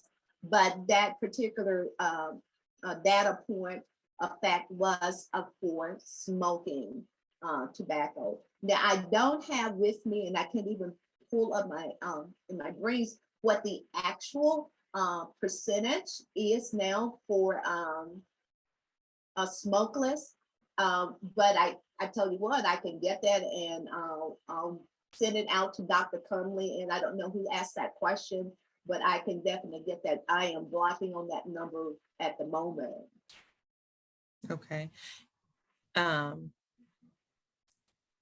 It was Martha Hadley, but Martha Hadley, if you could get that to Dr. Conley, and she can kind of send that out to all those participants that registered. Okay, I can certainly do that. Thank you for the question. All right. Here's another question. Is there a way to report smoking paraphernalia that is being sold at local gas stations? This person says it's out of control, the amount of bongs they see at these places here in Pine Bluff. Is it, what's the first part of that question? The smoking paraphernalia. Is there a way to report the smoking paraphernalia that is being sold? To report it? Yes. Now, I'm not sure what is meant by reporting it. It just says report it. I don't know either, but I'm assuming maybe like rolling papers, or they said bongs are being sold and it's just kind of out of control. You know, and I'm gonna, since I'm not sure about the question, but I think maybe they're going with how do you address the problem if it's and my word is problem is, for instance, if there's no policy against the papers being used or sold, but always if it is a problem in the city of Pine Bluff, remember one of those things that I said on my ending slide is when you're concerned about something like this, and many times we don't take the initiative because we think either we're being bothersome or it's not going to make a difference, to bring those issues between before people like your I think you call alderman, your or city council, and let them know what the problem is. Document it, have your proof, and document it and show up. And don't just show up one time. If it is a problem, and there's a thing called in city ordinance that can regulate, even if the state doesn't have a law, it doesn't mean that your city, your community can't address an issue that is impacting the community. I know that may seem, oh, that may be a long way around, but I tell you, if you start talking to someone that can give you what you want, like someone who can bring this before the mayor and that city council, and that somebody is you, and bring some people with you. And if it's about kids, bring some kids there too, and let them know that it's a problem. That would be a start, my suggested starting point, because I don't know of any law that would prevent the business from selling the product. Okay. So in the chat box, Ms. Rayner says that they can report excessive or illegal sales of tobacco to the, of course, to the Arkansas Tobacco Control Board. If it's illegal, certainly if it's illegal. Thank you, Joyce. Yes, if it's illegal, my thing is I'm not sure if selling of this product is illegal, but certainly if it's illegal. But you know what? And you can even report it, and they will let you know, well, it's not illegal to sell it. So that is another venue to reach out to. But I still go back to the point, let your people in your community know what is happening in the community, because sometimes we are the eyes and ears. I don't know how many wards, I think it's 6 wards, sometimes 5, 6 wards. And those 5 or 6 people plus the mayor are not everywhere. So bring those issues before them, bring it to them to let them know what is going on inside of those neighborhoods, inside of your community. Okay. We have another question in the chat box. I'm assuming that they are asking if when someone is smoking hookah and the vapors that come out from the hookah, does it have the same effect as third or secondhand smoke? I'm not sure if I'm summarizing that correctly, but that's what's in the chat box. Okay. They're assuming that's what the other person is talking about? Yes. If someone who's smoking hookah, if the vapors from it has the same effect as second or third hand smoke. Now, I can tell you that when it comes to secondhand smoke, we know that third-hand smoke is actually more the byproduct of the residue from secondhand smoke that adheres to materials and properties way after the tobacco or secondhand smoke is gone. That third-hand smoke can be there for days and even months, depending on what the surface is on your carpet, in the draperies, on furniture and that type of thing. And if you touch it, and how that can impact you. Secondhand smoke is actually in the environment of the tobacco smoke as it's happening. And then we know how many chemicals are in secondhand smoke because we've had more time studying and researching combustible tobacco products. So we have this plethora of research around tobacco products. Now, when it comes to hookah and stuff, we do know that it's addictive. It is definitely nicotine. We do know that the vapor that comes out contains some chemicals. Now, I cannot tell you that it has 5,000 plus. The body of research around a hookah is not as extensive as it is for combustible tobacco products. But I do know that you are consuming nicotine, and it's a vapor product that does also have some chemicals in there. Now, to the level of danger, I have not seen research reporting exactly what the level of danger is, but they can attest that there are chemicals there. Okay. Also, they want to know if the vaping, if it's odorless, or hookah, I should say, is the hookah odorless? Not necessarily. Not necessarily. It's some it depends on that. You can how the mixture. It it could be vapor that seems to be odorless, and some may have some fragrance to it. Some is communal, and some is solo use. A communal one is when people get together, and you may see 3 or 4 people, depending on the type of pipe device using from the same type. We know with COVID, we hope they're not using anyway, but especially during the last 18 months, that is not happening. Right. But there is a communal type pipe, and then there's a single use where you just one user is on that pipe. There was a resource listed in the chat that I've just lost. It was called just something. Some of the things that you've mentioned in your presentation is also in a similar presentation at Mid-South at the University of Arkansas Little Rock called Hidden in Plain Sight. And so they wanted to put that resource out there. Wonderful. And also, they wanted to know if they get a copy of your presentation. Sure. Okay, so that will be forwarded to Ms. Conley to distribute to those people that attended today's symposium. Not a problem.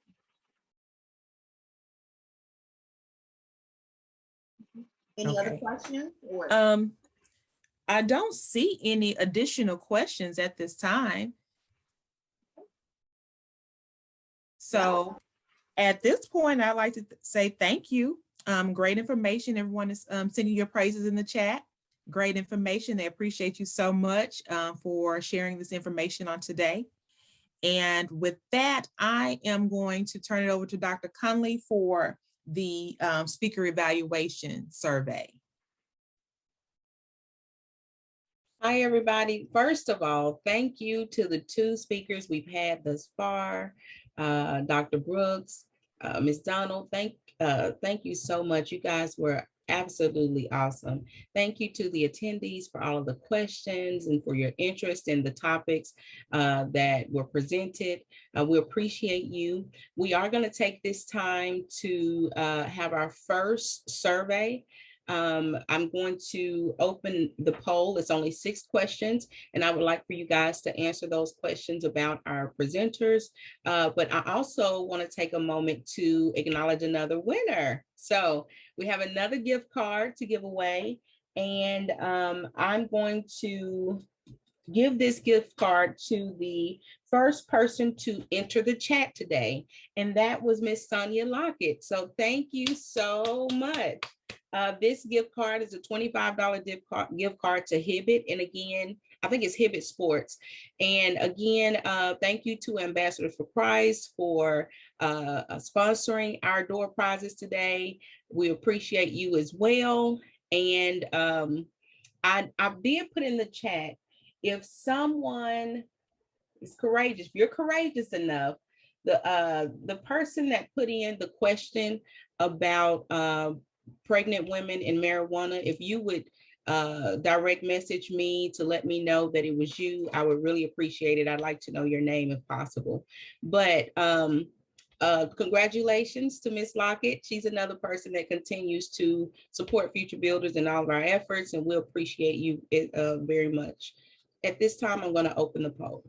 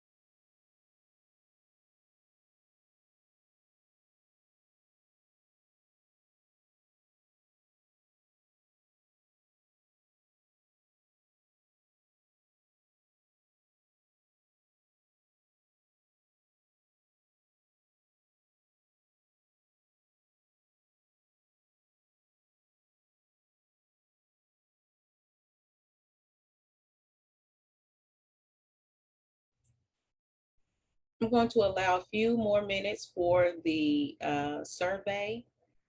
I see that we have a few more individuals that may want to take the survey.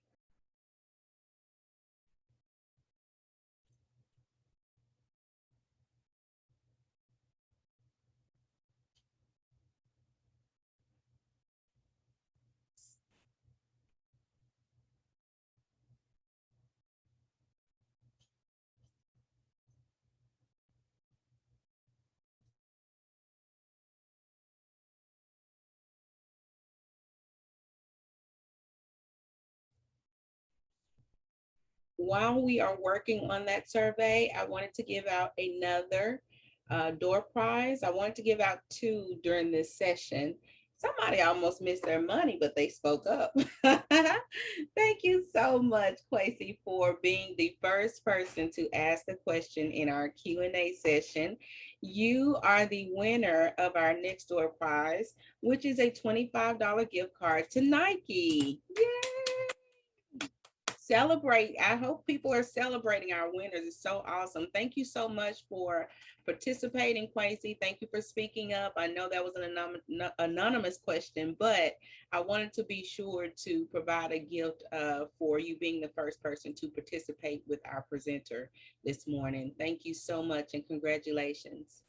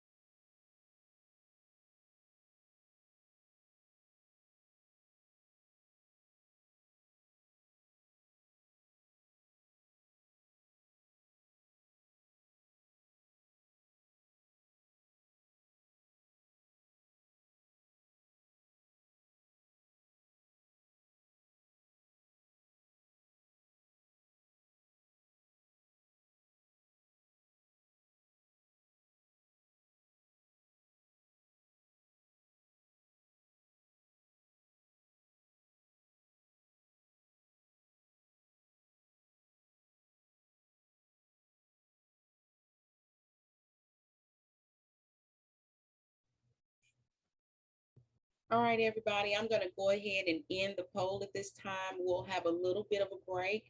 Dr. Evans will bring us back in to introduce our next speaker, which starts at 11 o'clock a.m. So if you need to get up, go to the restroom, or just stretch your legs, now is the time.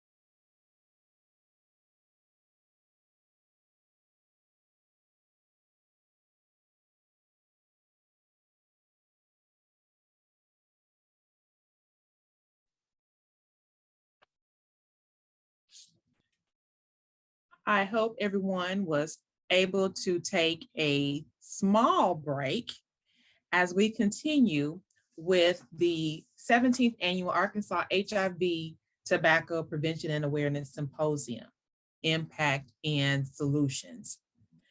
Our next presenter for today is Eddie Wiley.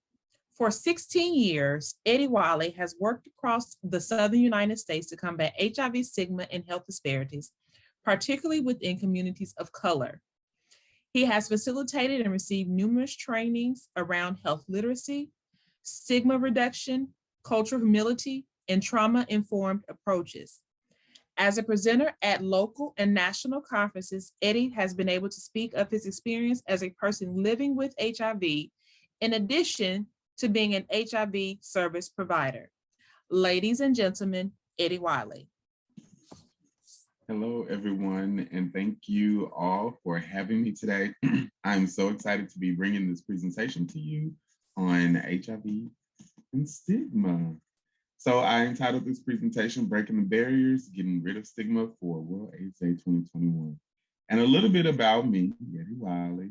I'm a public health advocate, as Dr. Evans said, since 2006. So that's a really long time, and I'm really excited to still be here working to end the HIV epidemic. I also host a weekly podcast, which I'm late for today, but I will be making my podcast a little bit later. A social media guru of working with HIV.gov. So you'll see a lot of information about ending the HIV epidemic, the new national HIV and AIDS strategy that will be announced today. So you'll also see a lot of the work that I did with HIV.gov. A baby drag queen. Everyone loves a cute queen. And I'm a proud West Memphian who also attended Philander Smith College in Little Rock, Arkansas. So I have a long history with Future Builders. So shout out to the Conleys. I definitely love them. So let's set the tone. There won't be as many questions in this back and forth here since we are in this virtual platform, but always remain respectful. One mic, one artist. Ask questions to gain a better understanding. And if something that I say does offend you or it does make, it touches on a piece of trauma, please say ouch. Speak in camaraderie. So if you're engaging in the chat, make sure that you're speaking in a positive tone. Listen actively and please use I statements. So what are you in for today? We're going to talk about stigma, get some key terms, talk about the populations that are affected by stigma, the experiences and the effects of stigma, and some practical solutions to combat the stigma. So here's an individual activity. I want you all to recall a time when you felt rejected for seeming different from others. So at any point, this could be someone made you feel different or you felt different internally. So think about how that made you feel. And when you're thinking about these things, think about those feelings that you actually felt, whether it was isolated or if it was a feeling of being shunned or anything like that. You can type your responses in the chat. You can privately send them to me as well. So think about that and think about one word that made you feel that you felt when you thought that you were different from each other. So while you're doing that, let's talk about stigma. It's levels to it, right? There's a cultural level of HIV and AIDS stigma, and this occurs at a societal level and is manifested in society using those discriminating practices, whether it's in your employment, housing, or any of those other places. There's also an individual level of stigma, and I apologize for using the term infected in here. I totally hate that word. It is a stigmatizing word, but this is an old presentation that I did, and I forgot to get this one. So this affects people who are living with HIV and those groups who are associated. So if you are the child of someone living with HIV, the family member, a coworker, spouse, or whoever it is, you're still affected by someone living with HIV and their practices of being stigmatized. So in the individual levels, we think about the primary, secondary, the instrumental, and the symbolic. So of course, we know the primary is directed at those people living with HIV. Secondary is with the people who are surrounding them. The instrumental piece is defined as the fear of the transmission of HIV. And then there's the symbolic level of stigma, which is associated with the meanings that affects those marginalized groups, which I'll talk about in a second as well. So here's some key terms. I'm going to kind of breeze through these, but you'll be able to identify some of the terms that you may know and you may not know. So of course, stigma is defined as negative feelings, beliefs, and behaviors that are directed towards an individual or group of a particular label or a characteristic. Discrimination is unfair treatment of individuals of a particular race, ethnicity, gender, religion, or group based upon that prejudice or their bias. Prejudice is a preconceived judgment of members of a certain race, ethnicity, gender, religion, or group. Xenophobia is the fear of something or someone considered foreign. And in this case, it may be someone from a different culture or someone also from a different country. Now we have homophobia, transphobia, and biphobia. Biphobia is one of the terms that does not get talked about a lot, but we definitely have bisexual individuals who also face this stigma in HIV. So these are the various degrees of fear, dislike, and hatred of these particular communities, or the act of that fear. Such feelings may result in prejudice, discrimination, and hostile behavior towards people who are even believed to be of these communities. So you do not have to be a person of the LGBTQIA+ experience. If you are perceived as someone of this community, then you can also face stigma. So let's piece the puzzle here. So we have fears. So the fears are rooted in the xenophobia, the homophobia, transphobia, and the biphobia. The beliefs are the prejudices against the fears, and the actions come out to play when we talk about the discrimination that marginalized communities or these particular communities face in general. So this is called the MODE method, which is motivation and opportunity as determinations, which was developed by Russell Fazio in 1990. So if you think about it, a person sees an individual, whether it's a gay man, a sex worker, or even a drug user, then there's an automatic process that we individualize, the person is evaluated by our individual beliefs. So when we think about homosexuals, a lot of times gay people are considered promiscuous, sex workers are considered immoral, and drug users are associated with criminals and criminal activity. So these are where we evaluate those individuals based upon what we see or what we hear or what they talk to us about. So the cost benefit process. So as people, we weigh the cost of a particular behavior. So whether we want to talk to them, whether we want to engage with them, or whether we shun this individual person, we do a cost benefit analysis in this space. And the final portion of MODE is that we have our attitude towards that individual is expressed. So this comes out in our actions, basically when we are piecing the puzzle together. So some of the marginalized communities that we also see within the community are smokers, drug users, LGBTQIA+ folks, those racial and ethnic minorities, homeless individuals, as well as the people who are impoverished. So when we think about all of these communities, this is not an end-all, be-all list. But if there are any other communities that you can think of, please definitely put that in there. We think about all of the other people, put it in the chat, I'm sorry. We think about all of the other people who also may be stigmatized upon their intersections, whether it's your religious practices, your faith-based practices, or if you are an employee of a certain organization or a certain job field. These can also put you in a place of where you are marginalized as well. So some of the effects of stigma. The research says that stigma affects folks living with HIV in a lot of ways. So we think about the adherence. People may be missing clinical appointments as well as missing doses of their medication. We also see people face depression, anxiety, as well as hopelessness as an effect of stigma. There's social isolation, and it also decreases the chance that people actually do seek mental health services under the care of someone. There's substance use that's involved, as well as the vulnerability to confounding conditions, whether it's anything that's detrimental to their health, whether it's usage of drugs in excess, quote unquote excess, or if it's something of sexual behavior where you're likely to receive an STI or something like that. And there's also a higher likelihood of transmitting the virus because there's not an adherence level and that person has not reached an undetectable viral load. So these are some of the effects of stigma and how they're placed upon people living with HIV. It also lends a place where people have a difficulty disclosing. So some of the reasons for not wanting to disclose your HIV status, you may fear rejection, being ostracized by your family or friends, losing your job, as well as fear of physical violence, as we see with a lot of cisgender Black women.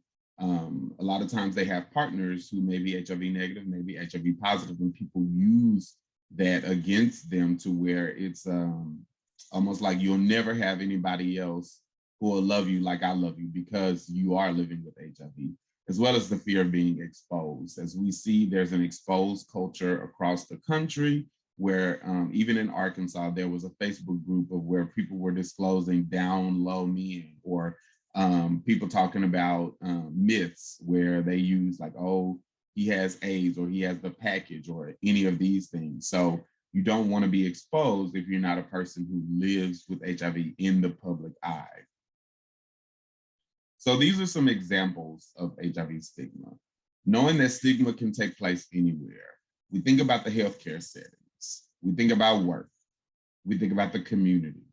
So in the healthcare setting, not a lot of times, but there has been instances where people were refused care or providing a poor quality of care to where you think about a lot of the institutions where people living with HIV may go outside of their HIV care facility, whether it's for reproductive needs or if it's for urgent care needs. All of these places can affect or can have stigmatic practices, as well as violating confidentiality. We've seen this a lot with folks who may go to a blood bank and then their status is now not as protected because now there's a different level of privacy within those facilities.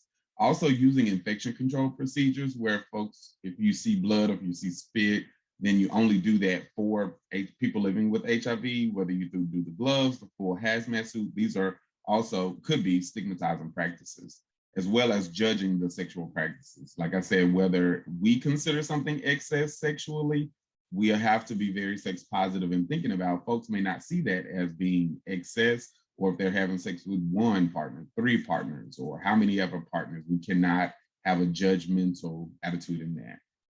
So in work, we've seen people require testing before their employment, or they were being dismissed because of their HIV status, as well as violating confidentiality in that place. I've also worked with folks who had to go through like the EEOC for discrimination. And at that point, their status was now made known to their coworkers. And in that place, you are violating confidentiality if that person does not choose to disclose their status to their coworkers or to their higher ups. Now we're violating their confidentiality and then treating someone differently. So with the disabilities of people do have disabilities along with their HIV status, it does come with some type of barriers to achieving your goals or whatever it is. So then you treat someone differently based upon that, giving them a lesser role or not identifying ways to build their capacity. And in the community, we've seen folks get isolated because they were believed to be living with HIV. So it doesn't even have to be a particular HIV positive status. You're believed to be associated with someone, and there's also isolation that people face, as well as restricting participation in local events, and then refusing to allow children who are living with HIV in the local schools. This has been seen, I haven't seen too many cases across Arkansas, but it does happen across the country. And lastly, in this, dating has been another stigmatizing practice for folks living with HIV. So of course, you have the be clean methods that folks always want you to say. So when you're dating, it's harder to disclose your status because of the stigmatizing beliefs that folks have. So some of the things that we've heard folks are nasty. We call them frequent flyers, even within our own communities, in our own settings of work.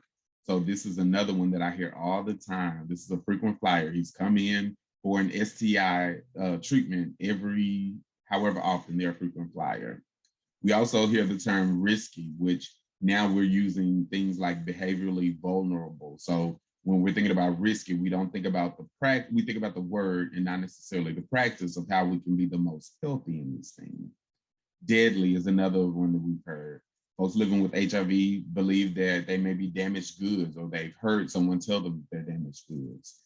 Another one is the unclean. So when folks say, "Are you clean?" you hear that all the time. And it's like, well, yes, I took a bath. What do you mean? But that is then it's another word that is totally used, as well as slutty is another word, and promiscuous. So here are some strategies that we can use to combat the stigma within our own communities. So it starts with us. It starts with you. It starts with our communities and the people that we actually engage with. So thinking about some of these practices that I'm going to tell you about, when you hear these terms, it's of critical importance that you are the change agent to actually say, this is something that could be stigmatizing. Let's not use that word. And I've committed, because I've not been the most, I have been very stigmatizing in certain communities, but I've committed to actually calling things out in the place, not from a place of anger or a place of animosity. Is more for an educational opportunity. So you can't even say things like dirty or nasty in my presence before I'll call it out. So starting with you is where we can help combat HIV stigma. In an organizational approach, we think about trauma-informed care approaches. So think about the name of your organization, where your location is, what are your hours of operation? Do they fit the larger community as a whole? And especially with your particular services that you offer. And think about your marketing. A lot of times we use stock images, and we may use a Black person on a flyer because we do know that Black people are heavily affected by HIV. But let's say it's a white-led organization and the marketing director was like, oh, let's just throw this Black person on here because we need Black people. That's a stigmatizing type of approach. And think about your interior. If you're using pictures or magazines or anything in that sense to where it could be stigmatizing, your interior can also affect that. Your staff attitudes. We hear about the health departments. We hear about community-based organizations. We hear about individuals within these institutions. How is your staff feeling about HIV stigma, and are they using stigmatizing language? As well as staffing in general. So does your staff, your board of directors, your CEO, your leadership, do they reflect the community that you're actually serving? So it is a little bit more, it's a lot more difficult to actually prioritize a particular community if you do not have input of that particular community and you're not a part of it. And even when you are a part of it, it's important to know when we use words like cultural competency or cultural humility that you're not a particular expert of that community. You have just built your capacity around understanding the community a little bit more. So when I talked about people first language, this is something that you can find easily online. I have a few resources that I'll share. But when we're saying HIV infected or HIV patient, this is a person living with HIV. So now we're not looking at the actual, we're putting the person before we're putting the condition. So that's basically what people first language is. So another term that we hear a lot is full-blown AIDS. You can simply use AIDS for advanced stage HIV.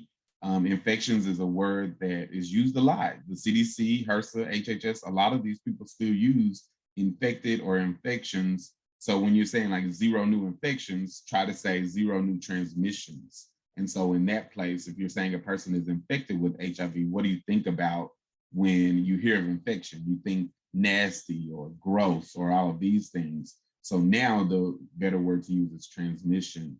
And also another word to use is sex worker instead of prostitute. Those are two of the bigger terms that are kind of like, there's levels to those terms as well. And then when you're thinking about promiscuous, using multiple partners instead of that term promiscuous.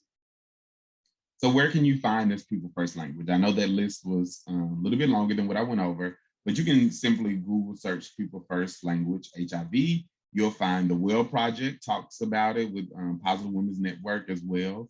You'll see it in Pause Magazine, as well as this, I keep forgetting what CTEC stands for. I think it's the South, I'm not even gonna even try it, but you'll see those three in the first 5 links. And what you can do is use these as practices when you're talking to your staff, when you're talking to yourself, because it's something that we have to be able to use in order to combat the stigma. As well as when I talked earlier about promiscuous or multiple partners, take a sex positive approach when we're thinking about HIV stigma. So avoid the moralistic value statements. I know we have a very heavy footing in religion and faith-based communities, but avoid those values to where you're demeaning someone. Promote the diversity in sexuality. For some people, it's not a final result to decrease their sexual partners. It may be to increase it. So being able to tell them how to do it in a healthy way is what we should be trying to lend the way to. And then reduce the stigma about their sexual choices, whether it's some type of kink or if it's prude, then we cannot have a place to where we see it as developmentally normal. So as normal, so abnormal. Gosh, I cannot talk this morning. So we cannot see it as developmentally abnormal because it is still a part of life. People are doing it, and it's not something where we can say, stop doing that. But what we can do is say, here's how to do it in a more healthy way to avoid transmitting HIV or receiving an STI diagnosis. So using these motivational interviewing approaches will also lend us a hand in making sure that we're listening to the client, patient, or our friend even, and asking open-ended questions of how we can be of assistance and what pieces of your HIV care would you like to be involved in, building that team as well. And then discussing undetectable equals untransmittable. This is one of my favorite campaigns because it also lends its way into a sex positive approach to where if someone is living with HIV and they have an undetectable viral load, then they cannot transmit the virus to a partner who is HIV negative. So look out for a lot of these campaigns. If you have not seen it before, definitely visit u=u.org as well as follow them on social media. This is a cute little button that they use, and they're always at conferences, and I love, love, love the message behind that.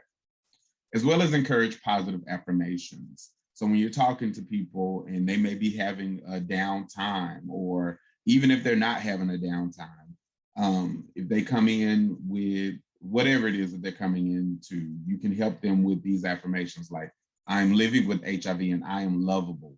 My dreams will come true despite life's situations. I will live an amazing life. I'm living with HIV and I can empower myself and others. And also, I am thriving with HIV. So when you're thinking about these affirmations, think about positivity. What can it do to help empower someone living with HIV?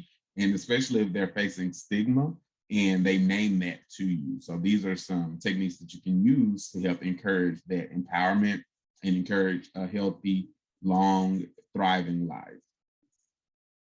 And then getting the anti-stigma message across. So what you can do is use posters, banners, newsletters, talk about it with word of mouth, have special events, use your website, social media, have guest speakers come in, as well as even in new employee orientation. Stigma is something that should definitely be talked about in new employee orientation. It's especially so if folks are new to the field.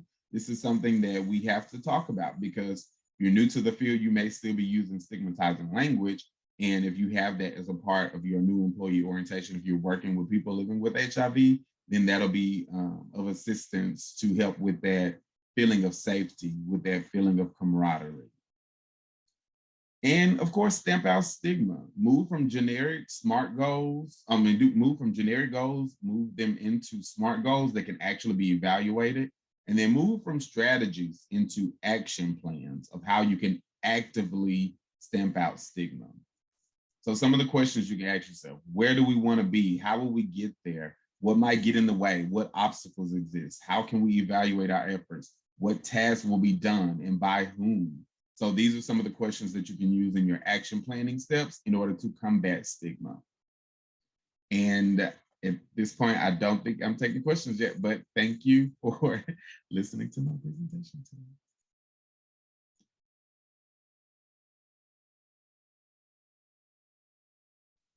Thank you so much. Thank you for an excellent presentation on reducing stigma. I do have one question. What is the title of your podcast? Oh, the title of my podcast is called The Southern Gent. Okay. All right. So I'm just going to remind everyone to please post your questions in the Q&A or in the chat. But we do have one question I saw. And so if you don't mind going, we have a little bit of time, go ahead and answer it. Can you provide, well, it just went away. Can you provide some information around surrounding some insight into the stigma surrounding the criminalization of HIV? Yeah, so what we know is there are many states that have HIV criminalization laws. And so some of these, well, not some, all of them are antiquated. But what we have seen maybe in like, I think it's Virginia, maybe West Virginia, they have actually decreased their laws because it is so critical that we do this, because and even though I'm in Tennessee now, they actually do have places where you couldn't carry a certain amount of condoms, or if you are living with HIV, then if you spit on someone, you can face jail time. And it's really hard for us people living with HIV to say that we have disclosed to a partner, because if we talk about it in person, then all my partner has to do is say that, well, Eddie didn't tell me that he was living with HIV, and I may have actually done it. So I've actually seen people who have used it through text or send email, so that way they have proof that they have disclosed their status. Because even now, I have about 3 or 4 friends currently facing criminal charges because of these antiquated laws. Thank you for that information. Thank you so much. Are there any additional questions? Since we have a couple of minutes, if everyone would type in the chat box something that they learned from this presentation. I know personally, for me, it was the levels to the stigma. It was an excellent presentation. Lots of new information I'm seeing in the chat box. Something that you learned from this presentation.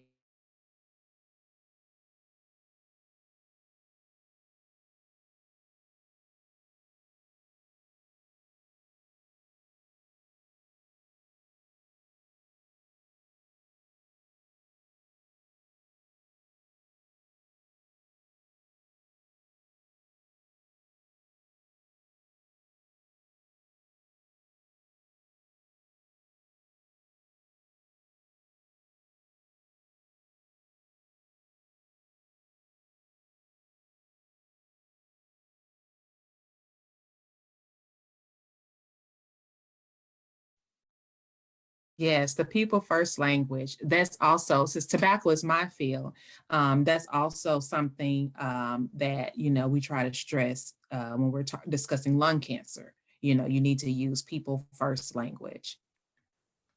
Someone asked me the copy of your presentation because they learned some new terminology and would like to keep it. Okay. All right. Thank you so much. Thank you so much. A virtual hand clap for an excellent presentation. Now we will move into our last presenter for today. We're a little bit ahead of schedule. And so if Dr. Conley would like to do a door prize.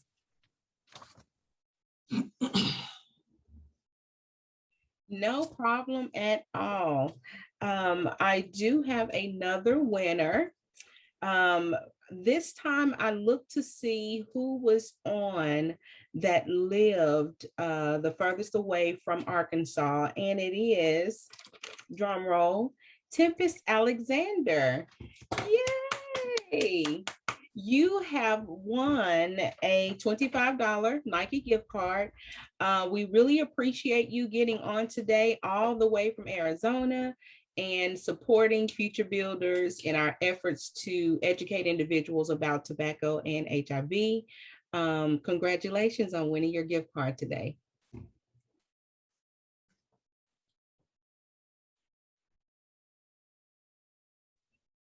All right, congratulations to all of our winners today. As we move along, again, I encourage you to type your questions in the Q&A section of Zoom, and we will move forward with our next presenter. Our next presenter is Dr. Charles Bedell. Dr. Charles T. Bedell was born in Monrovia, Liberia, West Africa. He is the Associate Branch Chief of the Arkansas Department of Health Infectious Disease Branch. Ladies and gentlemen, Dr. Charles Bedell. Thank you very much. Can you all hear me? Yes. Okay, thank you. It's actually exciting to be a part of this meeting, this convention. We are always excited to participate where our partners, stakeholders, and other advocates in the work that we all do mutually are concerned.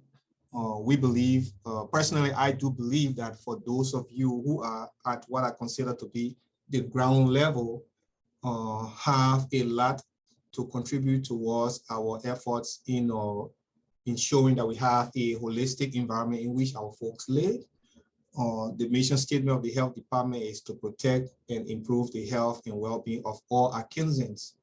And with everything that you all do, nobody brings a lot more to the table than our community advocates, our community partners and stakeholders. So I appreciate the opportunity to be in this gathering with you all and to share whatever limited experience or knowledge that I have, so that collectively it will help all of us in what we do. I have a few slides that I will share with you all. Let me see if I can share my screen.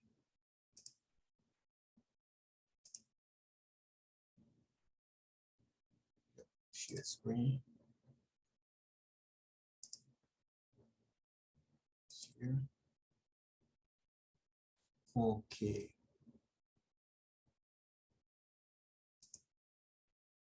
Okay, so do we see the screen? Am I visible as far as my screen is concerned? My presentation? Yes, we see your screen. However, if you would go into presentation mode so that it could be just a little bit larger. Is it better now? Yes, thank you. Okay. So in line with your theme for this year, as it relates to HIV and tobacco, I chose to narrow my focus a little bit on the impact that the usage of tobacco or tobacco product or smoking as it were, what impact does it have on HIV? So in the context of using myself as an example, I, Charles Bedell, have had a diagnosis of HIV, and I also have the social habit of smoking. Is one of those things that I do. How does that impact me? What is it that I should be concerned about? So that is the conversation that I wanted to have with the rest of you, the rest of us, and just share that as far as smoking is concerned, and for those of our brothers and sisters that have a diagnosis and are living with HIV and or AIDS, is one of those things to really work towards, because it impacts a whole lot on what we can do, the interventions that we can put in place, whether pharmacological, non-pharmacological, case management, care continuation, I mean, the whole continuum of care post-HIV diagnosis. It is well established, and we all know for a fact that it takes a lot of resources, financial resources, and other efforts to provide the care, the quality of care, the concern that our folks need wants to get to the point of having a diagnosis of HIV, it is not cheap. If you factor smoking into it and what smoking does, how it impacts a life that involves HIV, it becomes even more of a challenge. And so we will do well to ensure that we include HIV as smoking in the context of HIV as a consideration whenever we have the opportunity to do so. And it should not be a missed opportunity. So therefore, the goal that I have with this little talk is that for all of us participating in this forum today, we should not leave from here with all this particular awareness that one, every time you encounter in the line of your work, as a case worker, as an advocate, as a stakeholder, as a program manager, never walk away from a day's job without having had that opportunity to introduce the issues of tobacco use or smoking with our clients. If that happens, then it means your day's job was not complete. And for those of us who are living with a diagnosis of HIV, your work at striving towards better health is also not complete. If you had a visitation with your doctor or your case manager, whether as a new client or as an established client, and you did not declare issues that relate to tobacco or tobacco product use, it means your work for that day, as far as pursuing quality health for yourself, is also not complete. So those are the two things that I hope at the end of the day we'll take away from this conversation right here. So basically, this is a forum where we are all pretty much aware of what HIV is, or human immunodeficiency virus, how folks contract HIV, for the most part, unprotected sex, or sharing drug paraphernalia, and other things for the most part. And then what happens? If one has exposure and becomes infected with HIV virus, and it is not detected, a whole host of problems can arise. Therefore, our major goal is to ensure early detection. So everything and anything that we all collectively can do to ensure that individuals have access to testing facilities, to voluntary counseling and testing, to education, all of those things that will contribute towards creating an atmosphere that is welcoming, that will foster early detection, is what we should strive for. Because over time, the HIV virus breaks down our immune system. The way I like to describe it is like someone going through the house, maybe at the end of the day, everybody's going to sleep. So mom and dad make a circuit around the house and making sure that they're flipping all of the switches and cutting the lights off where people don't need light. So that's what the HIV virus starts doing. It starts going around the body and flipping the switch off literally and shutting our life down bit by bit by bit. So smoking. Now, smoking by itself is a whole nother beast, so to speak. So first of all, it poses a whole host of medical risks to our body. For example, heart disease. Smoking exacerbates the rate of heart disease. Smoking increases our rate of cancer, multiple different cancer, from lung cancer to colorectal cancer to breast cancer, oral cancers. All manners of cancers, their risks are exacerbated in the context of smoking.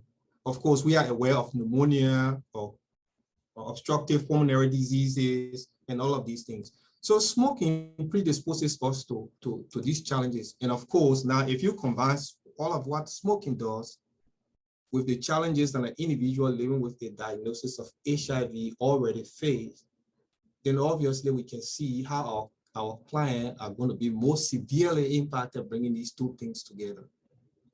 So smoking is a serious public health threat to everybody, regardless. Now, for people living with HIV, the harm is even greater, like I mentioned earlier. So we need to watch out for that. So oral candidiasis, which is just a big term of a fungus growth in the mouth, is one of those things most commonly that case managers or healthcare workers will notice with individuals that have a diagnosis of HIV. Smoking exacerbates that. Hairy leukoplakia was mentioned earlier on by one of our earlier speakers. oral source, which is a precancerous condition or is a surrogate marker to say, hey, your CD4 count might be dropping low. So those quote unquote, those little tiny soldiers that we have in our body that are supposed to help us prevent disease conditions exploding, they are dropping. Smoking in the context of HIV exacerbates that. Bacterial and fungal infections, pneumocystis pneumonia, for example, is also exacerbated by smoking. HIV does that. So in the context of HIV and smoking, it accelerates. Another thing that is striking is the fact that the HIV viral load itself, just the number of copy of HIV RNA circulating in the body of an individual that is living impacted, is accelerated, is highly elevated as a consequence of smoking. Now, as our HIV viral load begins to go up, our CD4 count begins to drop.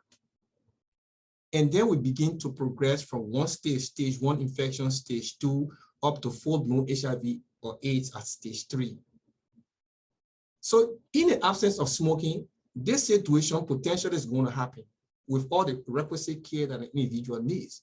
Adding smoking to that mix accelerates and exacerbates the process. So the question becomes, so why is that? Why will some of these things happen? So running through a couple literature reviews, some of the things that I found out was, for example, back in 2017 in Vietnam, there was a study that was done there, and what was found as a result from that study was that cigarette smoking was associated with very high HIV viral load in individuals that are presenting for antiretroviral therapy. So it means that even before individuals started on antiretroviral medications for the HIV diagnosis, their viral load was already being accelerated as a consequence of the fact that they were smokers. So for daily smokers, they were 2 times, that's double, as likely to have a viral load that was in excess of 100,000 copies per milliliter than someone who did not smoke. That is after controlling for other factors, for age, taking gender into account, their body weight, the use of alcohol, a history of tuberculosis, the CD4 count, exposure to viral hepatitis B or C. After having taken all of these things into account, yet with smoking as a marker, they had the risk of 2 times or more increase in the viral load copies. Second, tobacco use was also shown to affect people's response to antiretroviral therapy. So in the first instance, smoking or the use of tobacco product is raising the viral load count.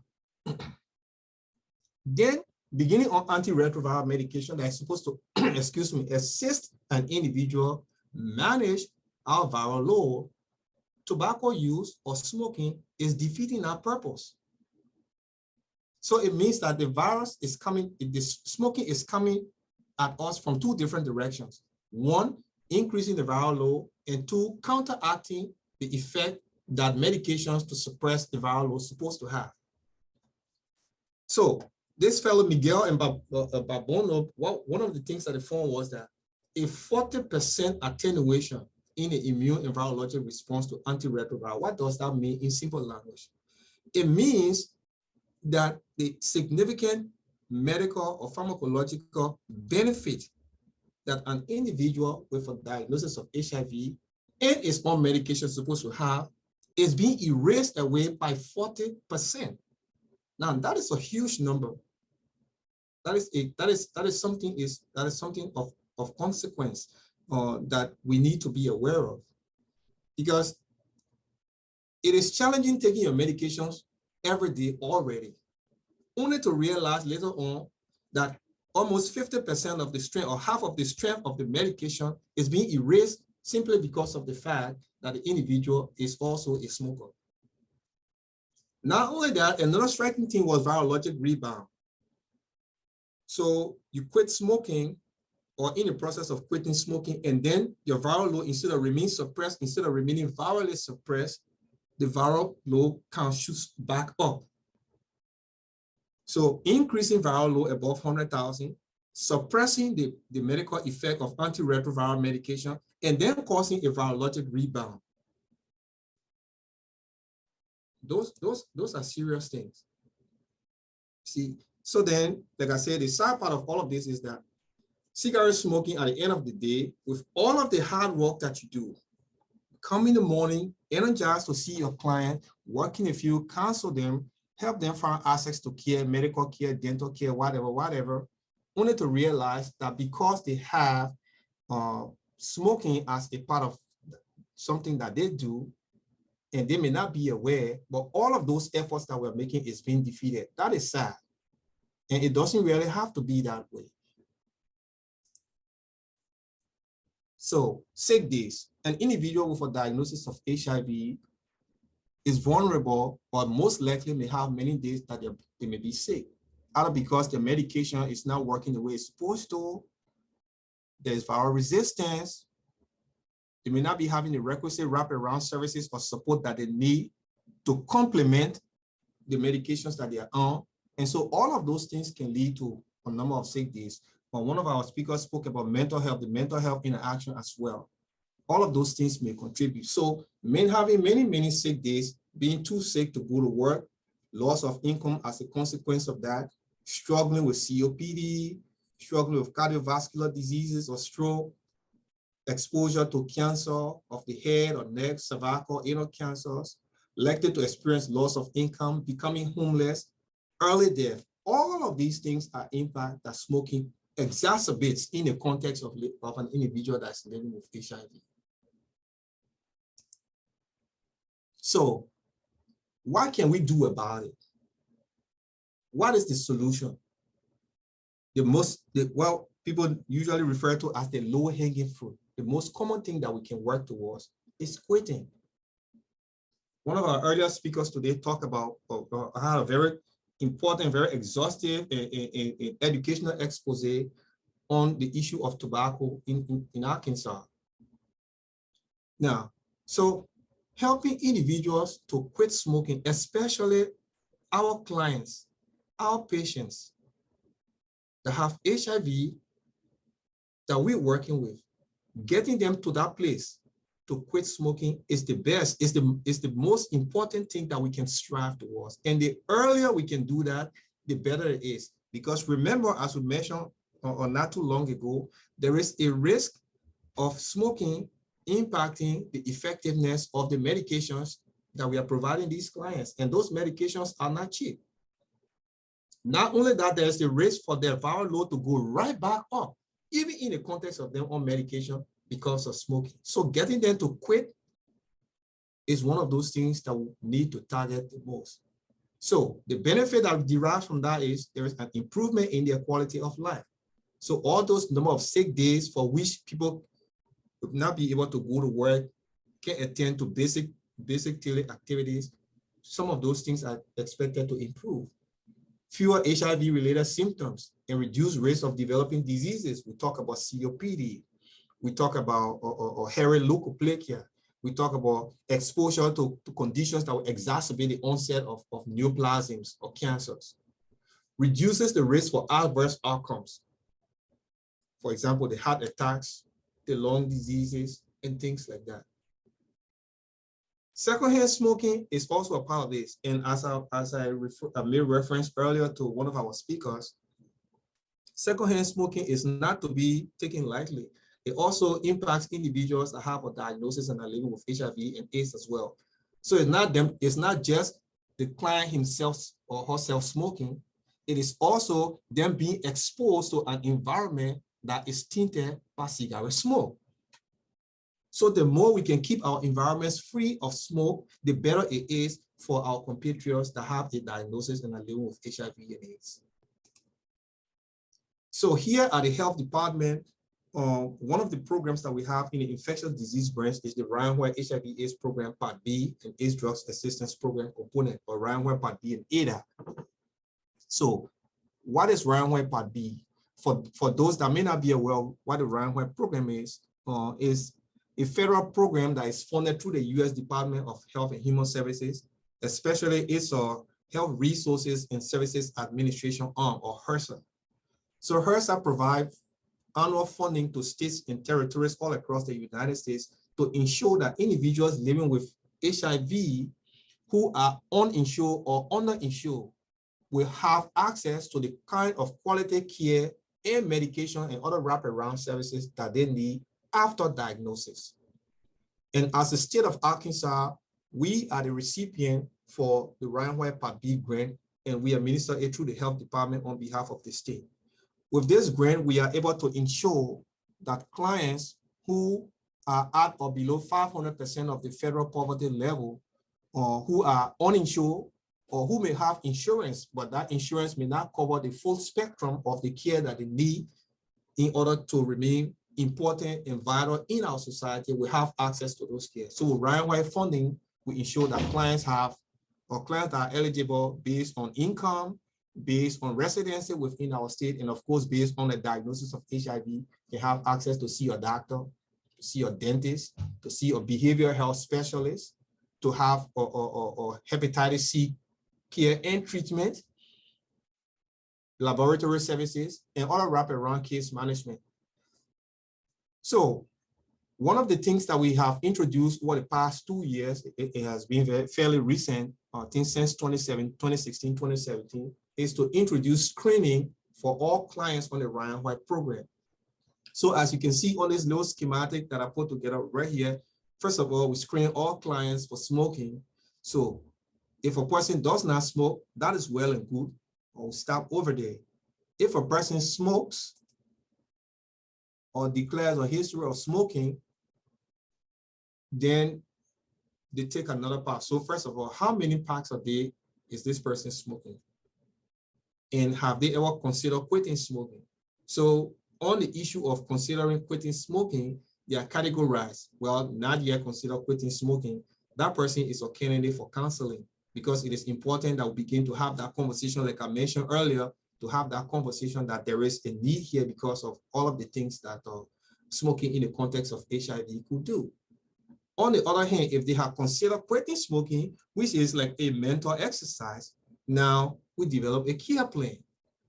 First in our care plan is we want to know how motivated these clients are to quit smoking. So first of all, on a scale of 1 to 10, if they fall between anywhere 1 to 6, that means their level of readiness, they are not really like there yet. They still thinking about it, they still iffy. So that person also becomes a candidate for counseling as well, because we want to get them to the place where they become more motivated and eager to get involved in quit smoking activities. If their level of motivation on a scale of 1 to 10 is 7 or above, at this point we do 2 things. We begin to generate a conversation with this client and their medical services provider, or even their dentist, to ensure that interventions are put in place or even considered as part of their medical or dental management plan. Second of all, this client is referred to the AIDS Drugs Assistance component of the program. So that's ADAP for short, AIDS Drugs Assistance Program. Now on the ADAP, what we do as a state is that we assist clients who do not have the financial means to procure and pay for their medications to ensure that they have those medications. So the ADAP program has its own formulary, and we have a statewide formulary committee that meet to discuss medications on this formulary. We have included medications on the formulary to ensure that those clients who are at that point of being placed on medications will have access to those ones based on the prescriptions that they get from their provider. So if you look at the next slide, what happened to my slide? So all of our Ryan White contracted providers, like I mentioned in the schematic, screen for tobacco usage, or they are required to screen for tobacco usage. And then on our ADAP formulary, we've incorporated some pharmacological interventions to assist clients quit smoking or to prevent to diminish the urge for smoking. So nicotine patches, for example, we have on the formulary. Bupropion SR150 is also on our formulary. One of the things that we have been talking about that, but we have not really accomplished yet, is the need to add nicotine gum onto our formulary. We'll continue to have this conversation, and hopefully the expectation is that by the time the next program year roll around, it will have sufficient funding to ensure that all of these innovations remain on our formulary and we can afford it. That is one of those things that we are aiming to do. So back to the smoking care plan that we have mentioned earlier in the schematic, the way that the health department have our ADA program or AIDS Drug Assistance Program set up is that we are contracted with a specialty pharmacy here in the state. And so the staff at the pharmacy create a personalized care plan for every individual who falls on that scale anywhere with motivation level from 7 to 10. Have this plan customized to fit their specific needs, offer counseling, offer medications, the appropriate use of medications to clients, discuss with clients what are some of those factors that will trigger them to smoke. Even for those who were never smokers and have started having the urge to want to smoke, either because of peer pressure or because they see it as a means to cope with some of the challenges they face on a day-to-day basis. And also look at in a care plan, what are some of those successes or some of those failures that will impact the care plan or the client's strive towards quitting smoking as they go along. Miss Alicia is one of our staff there at the healthcare pharmacy, and one of the things that she told me the last time I decided to quote her here verbatim, but just to share with you all, is that she said it almost always takes more than 1 attempt. So that conversation about encouraging clients to quit smoking, it's not a one-day thing. It's not a sprint. So we have to keep at it. We have to work at it. We have to avoid the urge to become frustrated and just leave them alone and say, oh, you know, I'm tired, I've tried and you're still there, so I'll just leave you alone. No, we can't afford to do that. Our folks are too important to us to lose, not just to HIV, but to HIV and smoking. So we have to keep at it. And she said, the biggest documented causes of cessation intervention failures are stressors, things that happen in people's life. Some of these things may have been there when they were diagnosed. Some of these things may have come along since they've been diagnosed. For example, a death in the family, which could be either an actual person, a significant other, a pet, things like that. So death is a significant stressor that could lead people to smoking or for them to just walk away from their quit smoking intervention. Change in certain social conditions also can trigger smoking. For example, change in your job, something happened in your relationship, there is a major move, change of location, change of environment. Those are stressors that can impact people's quit smoking initiative or just lead them into an urge to begin smoking. So she says we offer to suspend their plan at that time. Once they are facing these challenges, it's not like, you know, they are not going, oh, you have to quit, you have to quit. No. Remember, the care plan has to be individualized. We have to meet the clients where they are at. We have to take their or their holistic situation into consideration and work with them. Remember, the plan is for the client. It is not for us. And so we have to work with them to help us make it work. And so if it means at that particular time when they are facing all of these stresses, we need to be understanding and we need to slow down a bit, we do that. And then as conditions improve in their life, we go back to it. That way we can ascertain that they are going to cooperate. So one other thing she also mentioned was that several patients have expressed their struggle in social situations. And many have declared that either having gum or hard candy will help them get what of oral fixation, you know, and it will usually be like a benefit to them to walk away from that urge or that craving to smoke or the craving for nicotine. And so these are some of the things that we do, that we've introduced as a program, as a state, to ensure that individuals in the state of Arkansas who are living with HIV, who are eligible to be supported under the state's Ryan-White program, that have smoking as a situation going on in their life, to get them to a place where they will quit smoking so that their risk for adverse conditions will be diminished. Now, one of the things that going through this exercise, getting ready to have this conversation with you, or one of the things that got me to realize was that, you know what, we may have some deficiencies in the way we capture our data here at the Ryan White program. So for instance, one of the things I noticed is that when clients are screened and declared eligible for the program, we do not categorize them as whether they are current smoker or whether they are never smoker or whether they've quit smoking. We do not have a portal in our data system in CareWare where we categorize this information, because at the end of the day, what this presentation had taught me is that this is one useful thing that we need to be doing. It will help us really tailor our interventions and really know the extent to which smoking is impacting our clients on the Ryan White program as an overall. And so after today, that's one of my biggest takeaway from this conference, is that I'm going to start to have the conversation with our folks here, our data folks, that we need to set up our data system in such a way that we address it as such, so that it gives us a fairly good idea as to where we are in terms of the level of impact that smoking or the use of tobacco product is having across the Ryan White population cohort in our state. So that is my takeaway.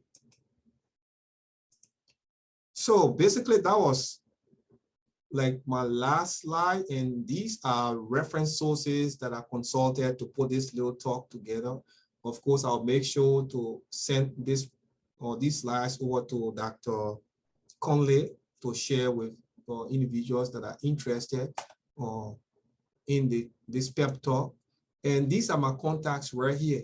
So here I work here at the health department in the infectious disease branch. Anytime you walk around here or stop by, my office is on the 4th floor, or my phone numbers are all listed here, including my private cell number is there as well, and my email address. So once again, I want to say thank you to the organizers of the conference for allowing me to be a part of this enterprise. I appreciate the opportunity, and I can assure you that together we can do a lot, because I'm from Africa, and back home, the saying is, if you want to go far, if you want to go fast, you can just go alone. But if you want to go far, which I think we all want to go far in terms of what we do for our state and our clients, we have to go together. So I consider you all useful partners, and thank you very much for the opportunity.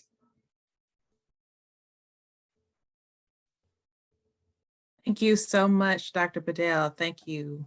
Very informative presentation, very informative. Just a point of personal privilege, I would just like to say I appreciate you with your takeaway, saying how that you are going to change how you're going to talk to your data people about how you all collect the data and how the impact of smoking, how smoking impacts those in the Ryan White population group. So thank you for that. We do have one question I see in the Q&A, and I'm not sure if it's for Eddie or you, but the question is, do you think more work could be done with getting PrEP out into the Black community? Well, this is Bidel here. I would say yes. Full disclosure, as part of the activities on the Ryan White care side, PrEP is now one of those, and that is by federal design. So the Ryan White Part B program, the AIDS drugs assistance component, does not offer PrEP as an intervention. Instead, in the wisdom of HRSA and CDC, they thought it was necessary to have PrEP as an intervention provided by, for example, the federally qualified health center system. So the RCARES of the world, the GCCSIs of the world, East Arkansas Family Health. So they receive the funding to provide PrEP. Now, what we do is to ensure that clients that test positive for HIV, either under our HIV prevention component or even under the Ryan White case management component, is to give those clients, before they walk away from those settings, to make sure we let them know that there are facilities in the state, there are opportunities in the state for partners that are testing negative for HIV, but who quote unquote, the language may consider high risk. And I learned a lot from our brother Eddie's presentation in terms of some of the things to say and some of those things not to say.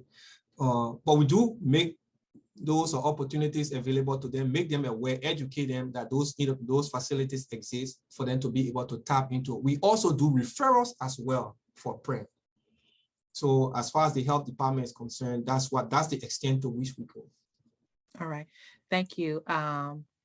Eddie Wiley, would you like to answer this question as well?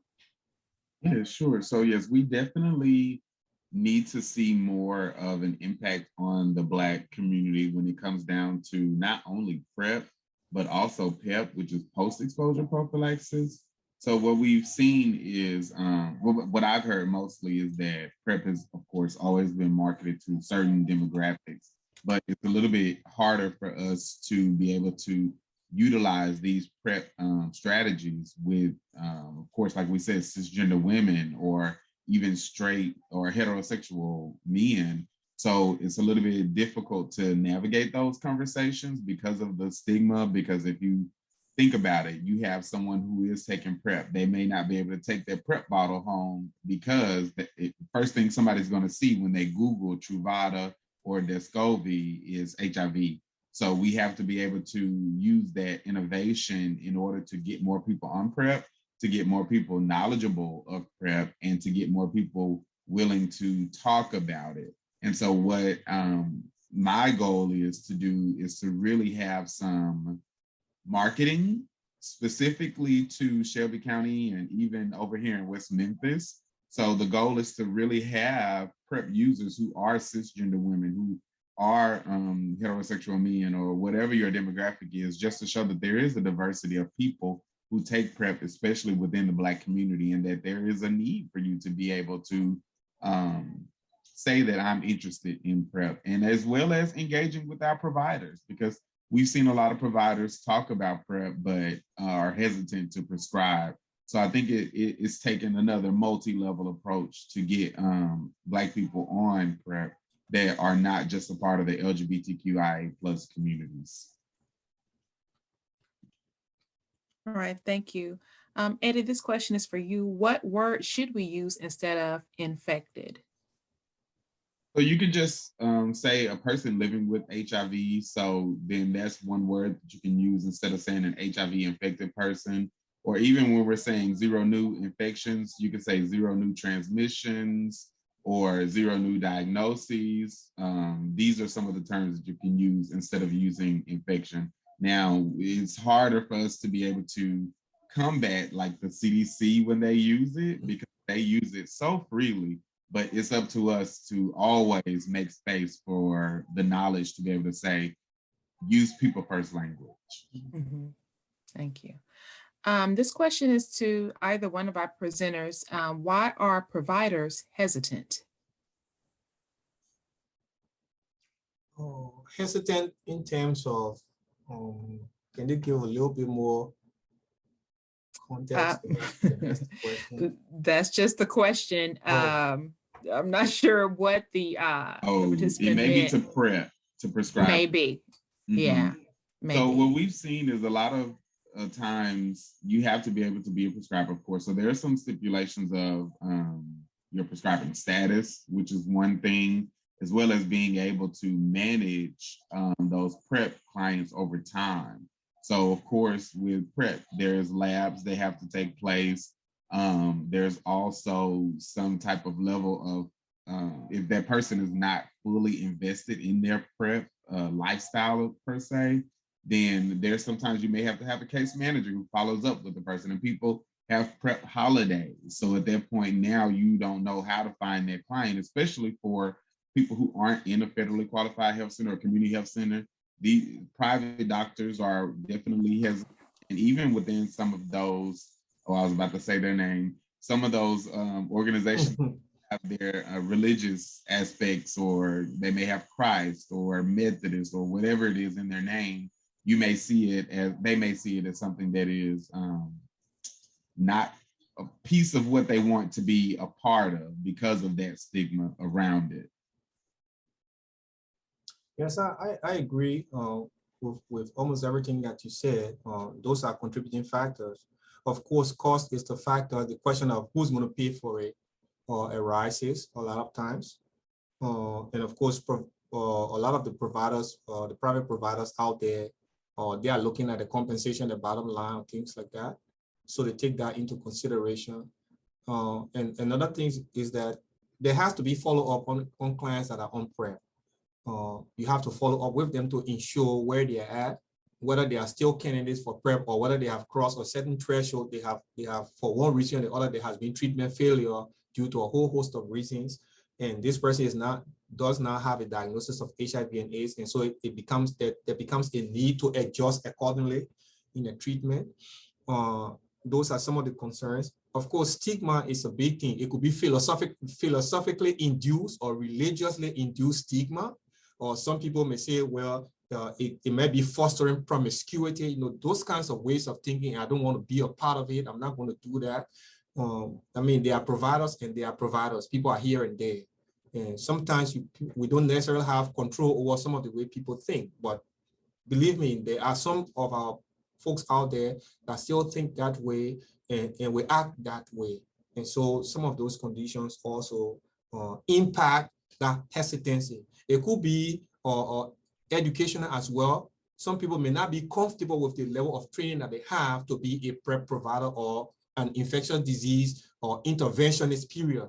And so they want to shy away. This is where continuing education for our provider, primary care provider across the state is important.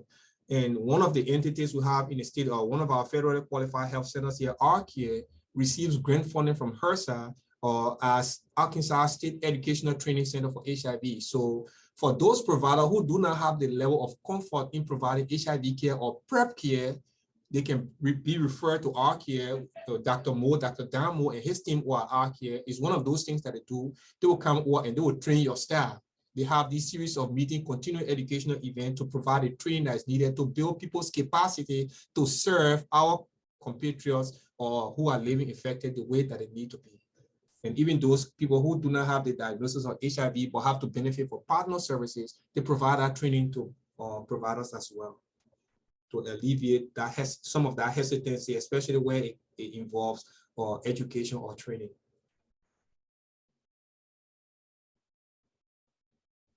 Okay, we do have a follow-up question. Would that make it illegal to not provide adequate care to patients that request PrEP?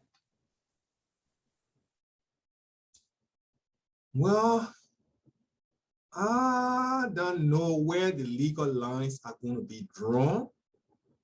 So I can't really speak much to that, to be honest.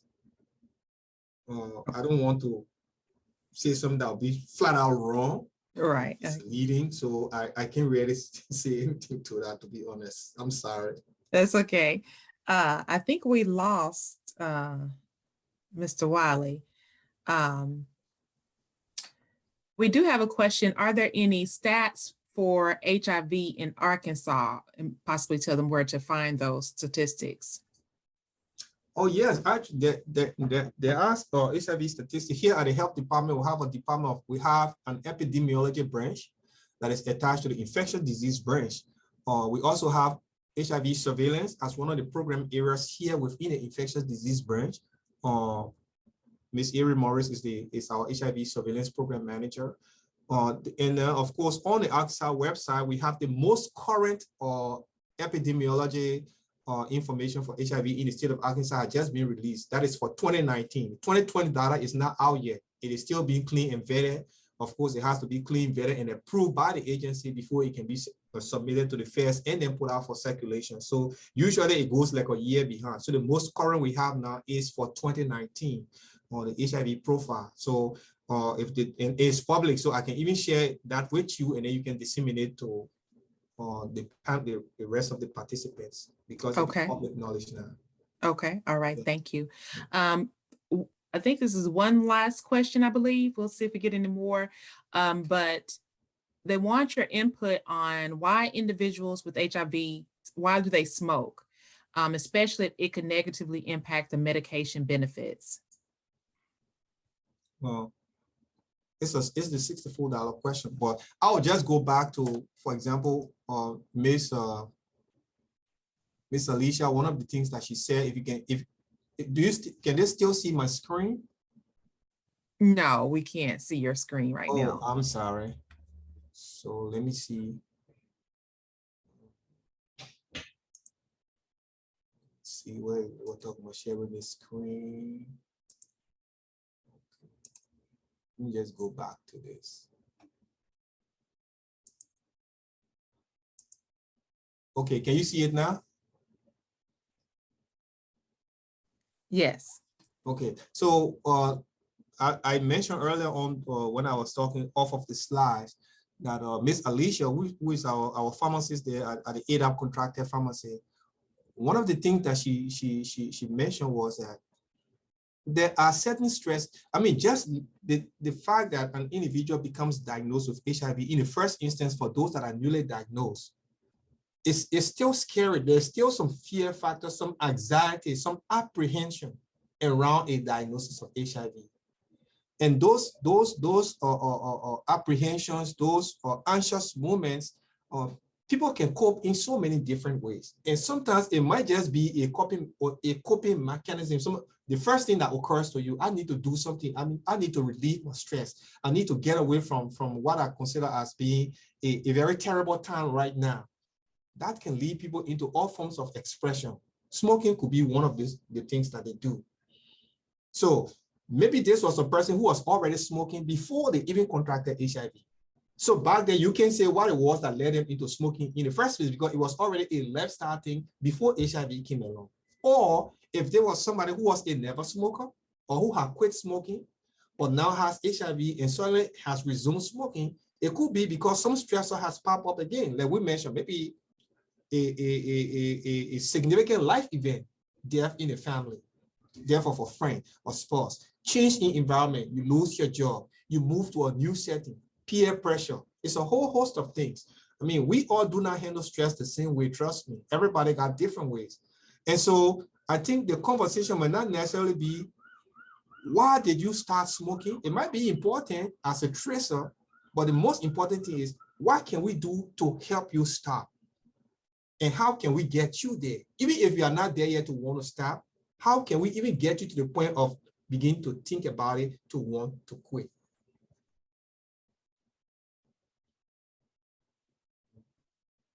Thank you. Thank you. Excellent. I do not see any more questions in the chat or the Q&A. So Dr. Bedell, we thank you again for your participation in today's symposium. Thank you very much. Thank you so much. At this time, before we move on with our agenda, I do have to acknowledge Dr. Ebony Conley for putting together a great panel today for discussion. We give you a hand clap.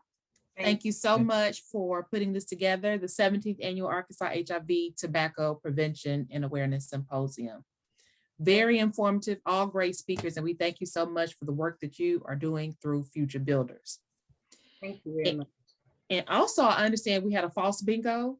So we did, and I really appreciate Tempest Alexander for being honest and letting us know she's not in Arizona. So we thank you, but that did open the door for someone else to win the door prize for being for the long distance door prize is what I call it. So the next person on the list was Sabrina Weaver in Virginia. So let's congratulate her, give her the same energy we gave Miss Tempest Alexander. I really appreciate your honesty, Miss Alexander, and congratulations to Miss Weaver for logging in today all the way from Virginia and supporting us today. We really appreciate that. And I do want to say thank you to all of our speakers each year. You know, each year we're so thankful for the great speakers and all of those individuals that participate with us, and you just think, okay, hopefully, you know, next year will be just as good, and it just keeps getting better and better. And I really appreciate the way that Dr. Bedell tied in smoking and HIV. I think he did a wonderful job with that. and especially how smoking impacts those that are living with HIV. And I also want to thank Eddie Wiley, who had to get off for another call, but I really appreciate him and bringing to the forefront stigma that many of us know is present for a lot of things, but we definitely have to be careful when we're working with individuals, even when it comes to smoking, on how we address things, how we address them, how we address the issue or the concern, because that does impact our assistance. And so I really appreciate you, Dr. Bedell, and also Eddie Wiley today. Thank you so much. Thank you.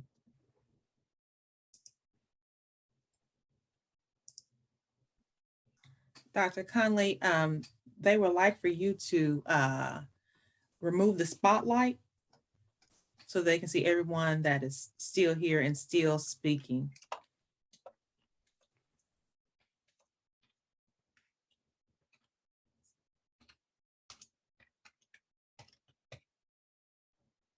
All right. At this time, I'm not sure if we have any more door prizes, but I will turn it back over to Dr. Conley. And before I say my goodbye, I just like to thank Future Builders for asking me to be a moderator. Learned so much today and such great information that was presented today. And I just thank you and I appreciate you all so much for the work that you all are doing in the community. And so with that, I'm gonna put it back in the hands. Don't everybody leave yet though, because I'm not sure if we have any more door prizes or, but I do know that there's an evaluation. And since I am a fan of evaluations, I want everybody to stay and make sure that they evaluate this symposium. Yes, we do. We have one more poll. Well, we have two more. This next poll, again, they're very short, so I would love for everyone to participate. This next poll is to evaluate our last two presenters. So I'm going to start that poll right now.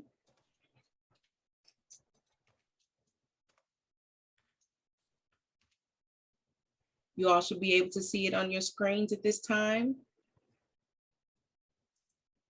And I'll give this a few minutes. Thank you so much, Dr. Evans.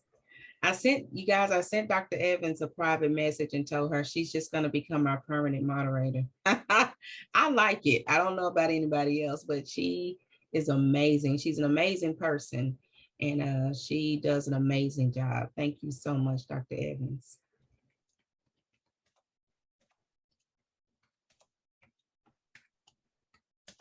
Also, after the short poll, if anyone would like to say anything, or if you would like to share with us any events that are coming up, please let me know. Raise your hand or something like that, and I can unmute you so that you can speak, because we do have a little time.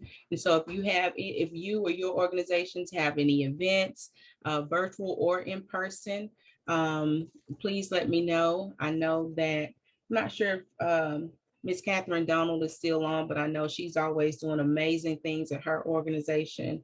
I know that we have a conference. I know that Dr. Evans and her group has a conference coming up next year that they may want to highlight as well. So if anyone wants to say anything, please be sure to raise your hand so that we can acknowledge you. Or put it in the chat. I want to say something so that we can acknowledge you. I see here Todd Price. But Mr. Price, would you like? Okay, well, I'm going to let you say something about that, Mr. Price.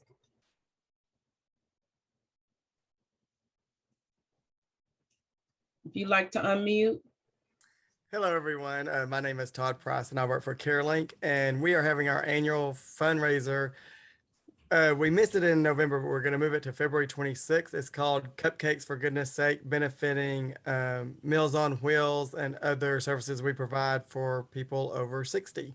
So we would love for y'all to attend. Thank you so much, Mr. Price. One of our winners has something to say. I hope I'm pronouncing your name right. Is it Kwesi? It's quite easy. You're pronouncing it right. Yay. I have a fear of talking on the phone, but I am the owner and founder of the Sankofa Institute here in Pine Bluff, and we are hosting the Wake Up Call movie nights again here in Pine Bluff, as well as we're hosting a Kwanzaa event.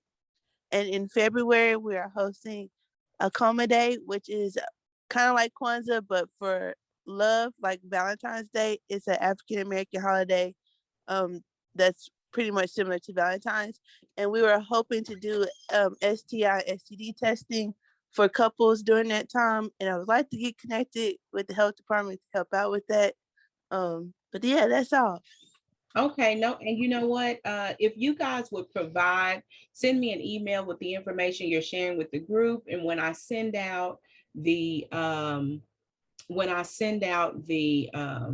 presentations, I will also include your events. Okay, thank you so much for sharing. Okay, do we have anyone else?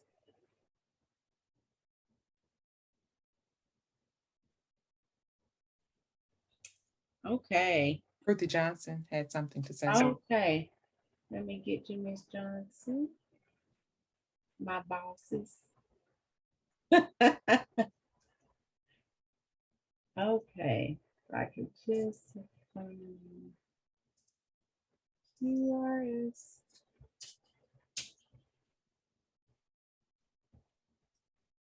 I don't see you, Miss Johnson.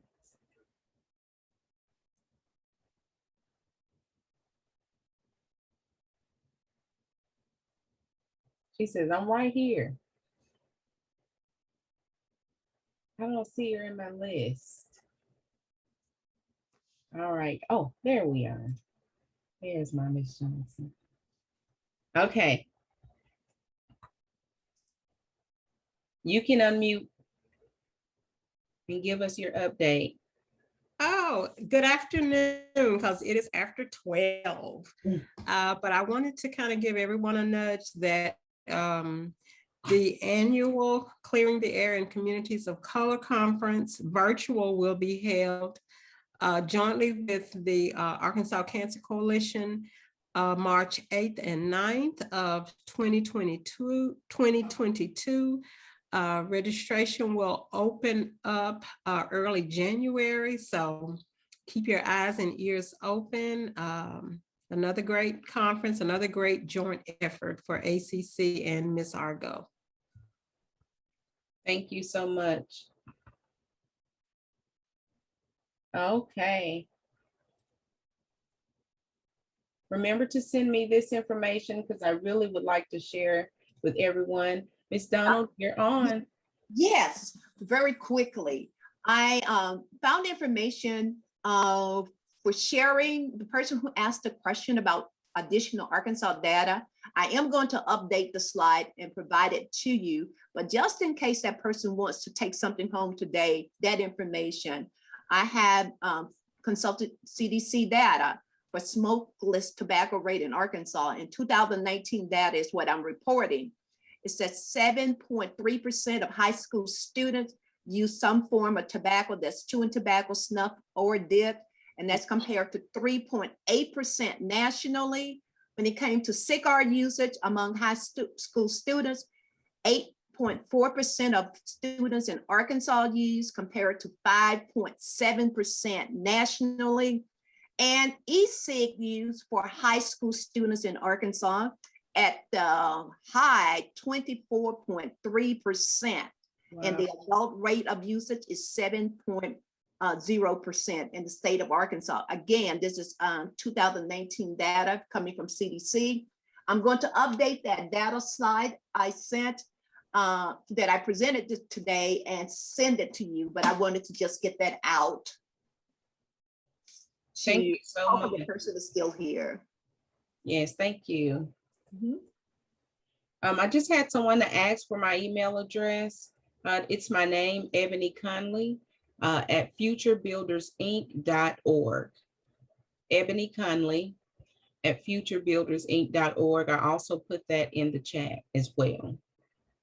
One of the things I plan to do during our closing was to allow individuals who had anything that they wanted to share, maybe about their organizations, to share that information with us. I believe it's important for us to support other community organizations. I think we're all working towards the same goal, which is to create a healthier and also more educated and informed Arkansas. So again, if there's anything that you didn't maybe want to say, but something I can share with those who registered and attended, please let me know. If you there were two questions on the registration form. It asked if you wanted any information about how to quit smoking. And then also it asked if you wanted an at-home HIV test kit. I will send those things out. If you answered yes to either of those questions, you will be notified and you will receive something in the mail as it relates to quitting smoking. For the at-home HIV test kit, you have to complete a form first, and you should have received an email from our HIV coordinator, Khalil Alameen, with information concerning how to complete that form. Once that form is completed, then we will send you your at-home HIV test kit via mail. So both of the information on how to quit smoking, or information on resources about quitting smoking, and then also the at-home HIV test kit will be sent via mail. Okay, you just have to do something first for your at-home HIV test kit. And I am so thankful that we had so many to respond yes to those questions, because it just shows that you all are taking an interest in your health, and I believe that is very important. So thank you so much. And anything that Future Builders can do to help you in the process of quitting smoking or learning your HIV status, please let us know. Also, your gift cards for participation today, if you stayed on the entire time, we appreciate you. And normally, we have fun when we're in person and we do all kind of health screenings and all of that, but we have to come up with something different each year if we're doing it virtual. So last year, I know you guys received masks and t-shirts and all that. This year, we're going to do a gift card to each of you just to show you our appreciation for your attendance today. We do not take your time lightly. So we appreciate you. Also, there will be a survey at the end for you to complete. Please complete the survey. Now, the survey will ask the question about continuing education units. Our continuing education units coordinator, Ms. Ruthie Johnson, she just finished speaking with us a few minutes ago. She's going to assist with that once we know that you are interested in getting continuing education units. So when you take the evaluation for the event, there's a question that asks, would you like, or are you interested in CEUs? Please answer yes, so that we will know who to contact for that information, okay? So that you can receive those. Thank you so much. I want to look back. Oh, thank you. I'm seeing some good comments here. Again, thank you to our speakers and everyone. We're ending a little early today, but that's okay. I hope you guys enjoyed it. I'm not going to hold you any longer. When we end this call, or when we end the event, remember, there should be a survey link that comes up. But if not, you should also receive that survey link, the evaluation link, in an email. I hope you guys have a good day. And I think that's it. Thank you. Thank you.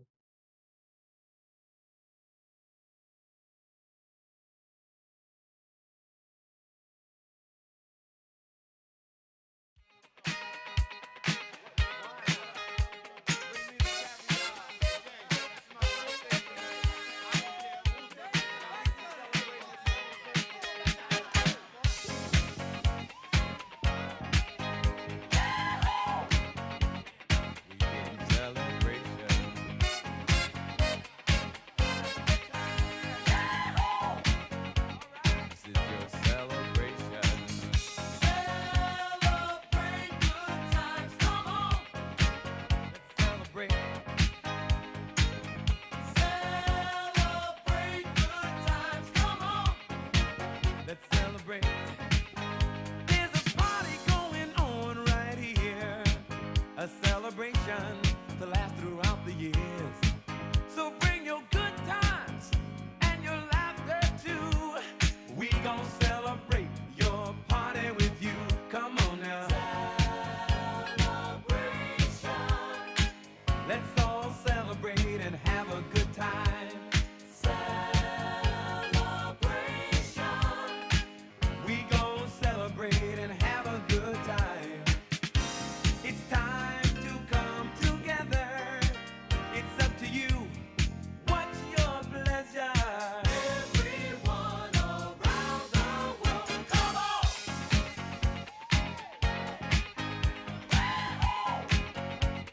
It's a celebration.